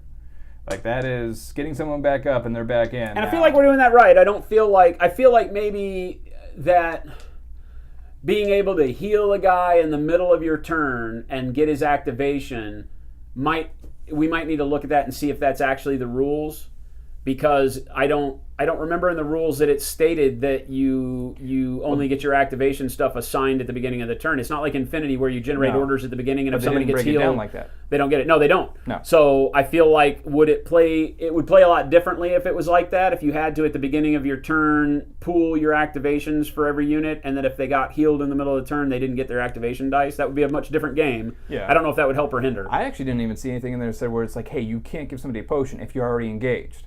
They're in base contact. No. As long as you're in base contact, you can feed them a potion. I mean, I can see it both ways where it's like, look, I can do this, I'm free. It's like, well, are you going to turn around and give somebody a potion while the other guy's potentially swinging a sword at you? Yeah. I don't know. I mean, there's different, I don't know at least 100% where he's going with the intent and like the narrative that's going on. Well, but see, I think the key is that for simple rules, you can't do that, because now you've added a layer of complexity every time you say, if you're engaged, every conditional you put in a game ups the complexity. True. So if engaged, then this, not this. Well, you can only do this action unless you become engaged. Right, okay, right. So if you can't use potions when you're engaged, that's a whole level of complexity again. It's not only the complexity at the moment, it's also the complexity of strategic movement, planning your moves ahead. If I want to do this, then I have to make sure I don't become engaged. And So I'm a fan of where it is right now. The level of complexity I feel is just right. It can be fun, it can be fast, it can be furious. This game, because of dice. So that's something we got to talk about. Again, kind of like with the Deep Wars, is it a D6? The randomness of the D6, the swings that can happen on a D6, a lot of people discount. A lot of people don't like D20 games because they feel like there's too much randomness, but in reality, the reverse is true. If the target numbering system is good, then a D20 actually performs much better overall than a D6 mathematically. A D6, like we've seen, you can roll a 1 just as easy as you roll a 6, right? Well, you roll a 1, I roll a 6. It's 18% to hit everything on the die, pretty much, right? Yeah. Well, a little less, but you wind up with like a huge possibility to fail, and those swings, like we saw, can alter the length of the game dramatically. Our game on Thursday happened in 30, 45 minutes tops. And this game didn't really finish yet. I mean, we could still play another turn. No. It was finished. For all intent and purpose, it was finished. But what stopped the game from being another repeat of what Wednesday or Thursday was? Die rolls. That relic. Yeah, die rolls and the relic. The relic swung it, because I'm going to tell you, it would have been a slow death for me until that relic kicked in, and now everything flipped. Yeah. That's just well, I don't know. You were doing really well at bringing your guys back, because my die rolls were not allowing me to kill your guys. I couldn't even hit guys that were down in the dirt. So it was like, all I had to do was hit him, and I failed. Because you don't get to roll a defense. As long as I hit, you die. But I couldn't even hit you. So, and I like that, but I don't like it where it starts feeling like it drags the game on unnecessarily because of the component of getting knocked down, getting back up. If you play a whole game where you and the enemy's team get knocked down and get back up and knocked down and get back up and knocked down and get back up, at what point does it become monotony versus fun? Well, I guess that's why it's on a 6.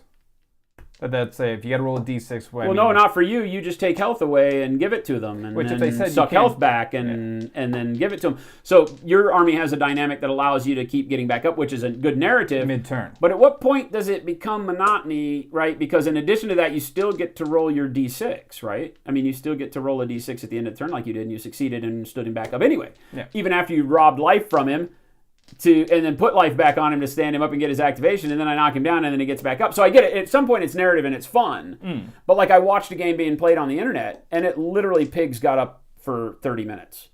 And at some point, you just got to be like, is this art for real? I have to kill this same dude 8 times? I didn't get... Well, that's going back to your turn. I didn't give you the shot to get back up. Sometimes you spend those orders to... No, you did, because you had way more activations than I did that turn, because you took my guy away. So that was the huge swing. So yeah, definitely.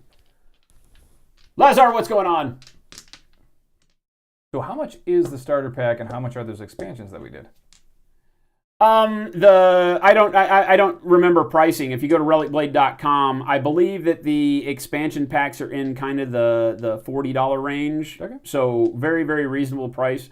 The two-player starter set. 4 models. Yeah, you want to get the two-player starter set to start. It gives you all of the main core characters. It gives you the entire card set for the relics.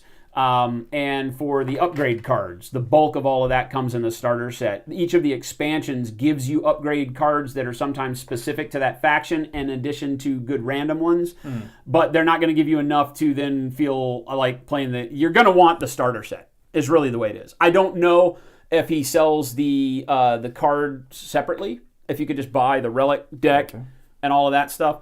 The relic deck, like I said, right now, what we have provided from him only had 6 cards. So again, 17.5% to get the worst card ever made. And I say this tongue-in-cheek, guys. I'm not trying to be a dick. But definitely a negative play experience on that thing. But overall, I give this a strong thumbs up, even with the fact that I drew the worst relic on the planet and wound up having it trounce me. You know, my action killed me in this game, and I feel like I still am going to play this game, still paint the miniatures. Fantastic game. If you do play house rule this card out of the deck, and you'll be fine. You know, I feel like that's the solution there. Or just get rid of the negative text on it, right? You know, literally you could probably just get rid of the player with initiative activates the bearer and be fine, and just say that he can't drop it, so whoever you get the relic with is stuck with it. So if it was your close-in guy, then the range spell doesn't really do a lot. I feel like that would be okay. If you make it so he can drop it, that's on you if you want to take the risk to proceed with it. That's... Yeah. I would keep it in with that rule. Hey, you can drop it if you want. If you want to roll with this card, roll with this card. Yeah, I just feel like at that point, nobody would play against that risk. I mean, everybody just saw me 50-50 lose my guy. I would put it on my little useless skeleton, dude. I would put it on the basic guy. He's hitting with +1. Okay. I get a ranged attack with him? Sure. Yeah, okay, I could see that. I could see if you had a cheap dude that you were able to make more of. Yeah, You know? I would do that. I would take that risk. Plus Hell, in a perfect world, you'd kill a guy, turn him into a skeleton, give him this thing, and then roll with it. That'd be nice. Give some tactics to it would be maybe solve Yeah. that problem. It's either the fact that you can't drop it that ruins this, Yeah. or the fact that it can attack its own friendly people. And we're reading that into it because again, the rules don't exist for this card Yeah. that say anything more. Well, if I activate him, what else can I do with him? Yeah. What can I do with him? Other than move, right? If I activate him, he's mine. Yeah, but because of the title Crown of Madness, we both agree that it sounds like you should be able to attack your own dudes because you go mad. Yeah. I feel like the narrative on it is great, a great thing. I just feel like inside this game with the rest of the rules, OP broken, bad, negatively to the A person negative that picks you it up. didn't actually assume. You didn't want that risk. Yeah. And again, it's not, and I'm sorry that we're harping on this so much, but we really like to focus on the things that we feel are not balanced properly in the games that we play so that you guys get a good picture for what you might experience as you play it. Something that has this bad of a negative needs a very good positive to off-balance it before you feel like it needs to be part of the game, and there's no positive here. This spell that's on here is not anything that I feel like compared to, just to give you guys an idea, I'll read through these again. The Sword of Ruin was a relic that I could have gotten, and it said the Sword of Ruin damages critical health boxes first. It hits on a 3 and does +4 damage. And the first damage it does reduces your AP for that character because it takes your crit box. So now the next time you activate, you're at -1 AP instantly, even if I only do 1 damage. Huge. That's a big bonus, right? Bearer gain the Cincadia is a named sword. It says bearer gains +1 speed, so moves 1 inch further every activation, and gains +1 activation die. Right? Okay, I'll take activation die every day. It says +1 fight activation die. Oh. So that means you can add an additional die, but you can only fight with it. Right? So it's one So more. you could just sword automatic focus or something active. like Yeah, that. you basically could focus for free every I dig turn on that. that guy. Right? So, and again, it hits on a 4 and is +3 damage. So not quite as good as the other one, but still really good. That's a love good that. positive that you would love to have. The Black Figure says it gives you a spell called Shadow that is a 2-die, 6 target attack that is a range 2 melee attack that's +4 damage. And Black Figure attacks are made using 2 bonus dice. What? Do not use your attack dice to attack with What's this. the difficulty? It's you make this with 2 dice On that a aren't from 6. your pool. On a 6. Okay. Not from your pool. You get the 2 dice to make this attack for free. It's a 2-inch reach melee attack that you make for free. You get the 2 dice it needs for free.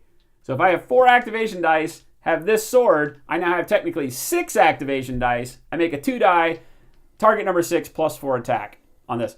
That's redonkulous. Like, I feel like that might be OP in the wrong direction. I could see how that could be useless though. How? Oh, if you're on your bow guy. Yeah. The Right? guy who opens up the chest gets it. What if it's a guy who's actually got a great singular attack, can attack He gets twice? to do it too. Why does he? Because this says do not use your activation dice. That's still making another attack though. It doesn't matter. Oh, so it's where the source is coming from. No, but he's you still can making- use each action on your card, but you can only use it once. Oh, okay. So you could actually do a ranged attack and a close combat attack on somebody. I feel like it, yeah. All right. We didn't see a rule that says you can't do it. So okay. No. All right. So that No, means because actually, they have different deals on them. You can only just do each one of these once. Okay. Right. All right. Now you get somebody could get 2 attacks. Okay. Get that. That's ridiculous. Even if not, that's a better close combat, and it's free, and it uses 2 dice. And now you have 4. Even if you couldn't fight again, I you love still the have 4 +4. activation dice to move wherever you want, pick up wherever you want, dodge. You're always going to be able to dodge now. So you'd activate that guy first. Yeah, that's ridiculous. That's almost 2 OP in a good sense, right? That makes a I feel like a long anything. range charge. I Actually, feel really like awesome. anything that gives you free activations is probably what's going to be the most OP thing in the game. Extra dice. Yeah. Yeah, right. Extra dice. Yeah, either Because which is equal to more activations if it's like that, right? and all right, that's a melee weapon with range 2, so 2.5 inches because of half-inch That's engagement. ridiculous. Yeah. So now I can actually use 3 activations on a guy, go 9 inches, and then have a 2.5-inch range on him. So pretty much like I can cover what I want to cover. No, you can on this guy. If you had 4 activations, If you you could had 4, move you all could go 4 of 4. them. I was All assuming of your dudes 3. have 4. All my guys have, no, most of my guys have 3. Well, I would So- assume you're trying to get the relic on your better dudes. You're not going to waste the relic on a 4 health guy, probably. Maybe. This turns him into a nightmare. Yeah, that's know? why I like cheap dudes. who But your turn into guys nightmares. move 5, so that's a 15-inch charge. with a 17 With and a free inches 2 threat dice zone. hit, it's at +4 damage. Yeah, that's really good. right? But are you guys seeing what I'm saying? Because again, I'm trying to balance this against this crappy card that literally has no upside. Because its attack doesn't come anywhere near the range of Can these. you drop all those? Yeah, well, yeah, any of these. Okay. None of these have, nothing else says you can't drop it except the bad one. Okay. The Laurel of Peace says its spell is Make Peace, and you get Respite, whatever that is. We'd have to look at what Respite is. The bearer cannot be targeted. Oh, that's what it is. Respite is that the bearer cannot be targeted by attacks for the entire round.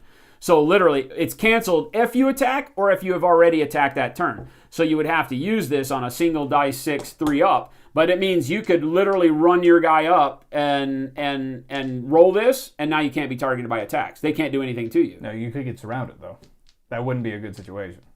If you got too aggressive with your movement, if you moved him first, right? Because they can't attack you. All right, I'm going to run up, and then I'm going to take a relic. I'm going to do this, get somewhere you can't attack me. Well, this is the relic. If you could run maybe over to another relic. But, I mean, this is pretty good. You can't be targeted by attacks. No. That ain't bad. No, I'll take that every day. As long as you keep getting initiative, this card is redonkulous. Yeah. Don't put yourself in a bad position in case you lose initiative. But I don't feel like that's OP because it doesn't give you any real... No it doesn't give offensive. you activation bonus. It doesn't give you attack bonuses. No. It's kind of a protection. Yeah. Right? So it's probably the least powerful of the ones that we've seen in my head right now, but I can probably figure out that on the right character, that would be pretty redonkulous. And then Firebrand, the last one, is a Burning Strike, which is a range 4 melee attack. So it engages at 4.5 inches, right? Which is further than some of your characters' single action move. Yeah. So even though they're engaged, they can't break a 4.5 inch engagement, and they have to move close to you, and they're still not engaged to attack. Or you're swinging over piles. Yeah. There's a group attack. Like, you're standing behind. Yeah, you're standing behind the entire melee, and you're still swinging in. But it's a beam attack. It says Firebrand is a melee attack that burns a path of destruction to the direction of the target. So you don't want people in the path because it hits everybody in the path. But it literally makes a line that hits everything in the line. So you line up for 4 inches. So you could hit all the enemy. Or shoot right through terrain too. You could be on the other side of this. I could just. We'd have to read beam in the rules and see if it ignores terrain. But yeah, it definitely allows you to line up 4 inches worth of enemies and hit them all. Right. And it's a hits on a 4 up and is a 3+ damage. So again, all of these have a really good benefit to the attack. The ones that have an attack. This card with its attack is kind of useless. The bind 3 is not strong enough. It was bind 5 that makes it a little bit better, but I feel like that's not really good. The +1 on the initiative roll, we saw it do nothing for me. So yeah, bummer. So it doesn't say beam needs line of sight. It just says draw a line. Okay, cool. So I could actually technically attack you through God knows what. Through a tree. Yeah. through anything I mean, you probably still get a cover save on that. It seems like a range. And it's melee. It says it's melee attack. Yeah, all right, melee attack. It's a 4-inch melee attack, so you don't get cover. Oh, that's pretty brutal. Anyway, what I'm trying to explain here in a long-winded, boring, drawn-out way, the TLDR is that there is one thing in this game that is a negative play experience, and it's that one card. Easy to fix. Take it out of your deck. Don't use it. It is an awesome go kill each other game. Yeah. Awesome. Yeah. And it's tons of fun. Again, like Arena Rex, win, lose, or draw, because it doesn't take the amount of investment to play a game time-wise that makes you feel like at the end of it, if you lost, that you're like, oh, I don't want to play again. I wish you could buy singular models. I would love to have a bunch of little skeleton guys, because I think I could use them for this game, any other thing I want to use them for. They're great for D&D. I would love these models for. We'll have to see. We'll have to go on RelicBlade.com. I haven't looked at them. Maybe they do. Okay. Maybe That'd they do. be really. I would love an army of the skeletons. I feel like on yours you need them because of the ability to kill and raise. Yeah. Right? So you'll need something. I really like the Death Army. Not going to lie, I'm really digging this. The synergy with it is awesome. But again, much like I keep coming back to Arena Rex with this one because it's great. You have good synergies that are easy to pick up on very quickly, so your combos make sense. Yep. I feel like anybody can pick this game up. If you've got a small child that or a younger kid that you want to get involved in it, I feel like they'll get it pretty quick if they're smart. There's not a whole lot of complexity here that makes you scratch your head. All of it's very simple. But very, like all miniature games, complex from the standpoint of movement. I feel like this game wants terrain. I feel like if you're doing yourself a disservice if you don't have a lot of obstacles, because if you can just charge into combat, I feel like it's probably going to be too fast of a game. Some people want that. Sometimes I just want to line up my shit kickers and see what your shit kickers can do. Yeah, true too. I love rolling dice. More than anything else, I just want to roll dice. He literally comes in the house and opens up every package of dice he finds and just starts rolling it. Yeah, I like it. He has a problem. I like it. He has a problem. Me at a craps table, not so good. Anyway, I think a very, very strong thumbs up from me. I love it. I absolutely love it. Ray said you can buy singular models Good. on their site. He says there's a pack of 2 bone stalkers for $15. There you go. That's Can't killer. beat that with a stick. That's No. easy. Love Easy it. money. All day long. I think the pricing is good. The availability, RelicBlade.com, only place right now. Where? RelicBlade.com. .com. Metal King. They've done a great job. They've got a great game.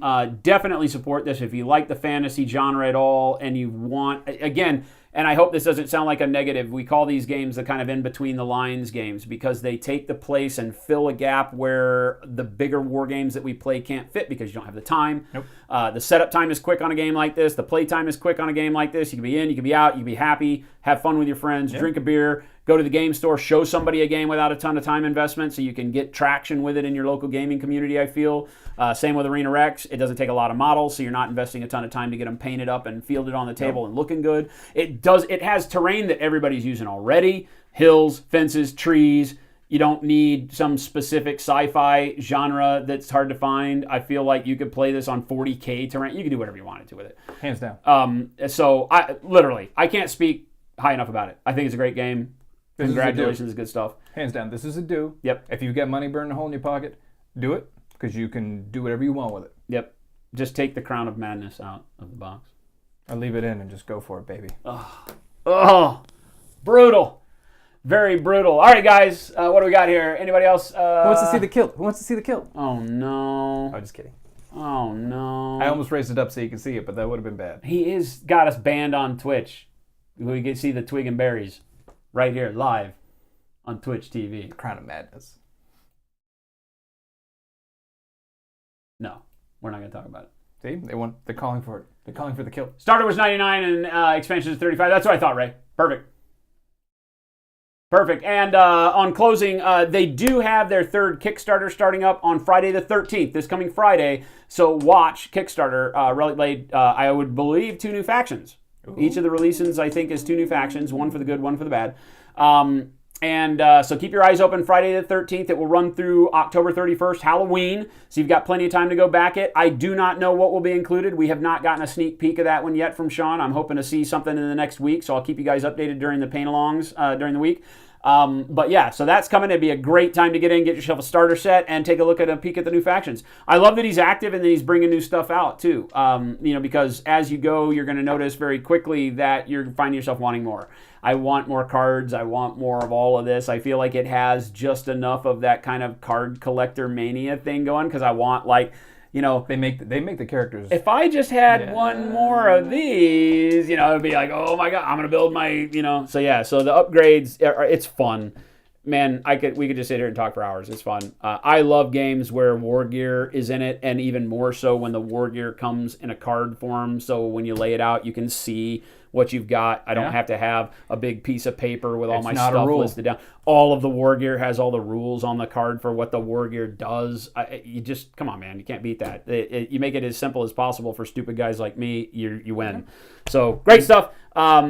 Thank you guys for joining us. If you've been watching again on YouTube, thanks for watching. Give us a thumbs up or down below. Let us know if you like it. And also leave any notes and comments down below in the comments section if you've got answers to any of the questions that maybe we didn't answer for you or things that you want to have us answer for you later on. We always review that. So again, you can join us live on these Sunday shows at Twitch TV/SlowFuse Gaming. Also join us Tuesdays, Wednesdays, and Fridays for our painting streams. We will see you back again here on Tuesday at 2 p.m. Thanks for joining us, guys. Don't stop twerking. Aloha means welcome and goodbye. Well, there you go. Aloha. All right, gang. Thanks for hanging with us. We will see you back here on Tuesday. Have a wonderful finalization to your weekend. Adios, gang. Arrivederci. That's not a word, is it? Arrivederci. Dirty. Dirty.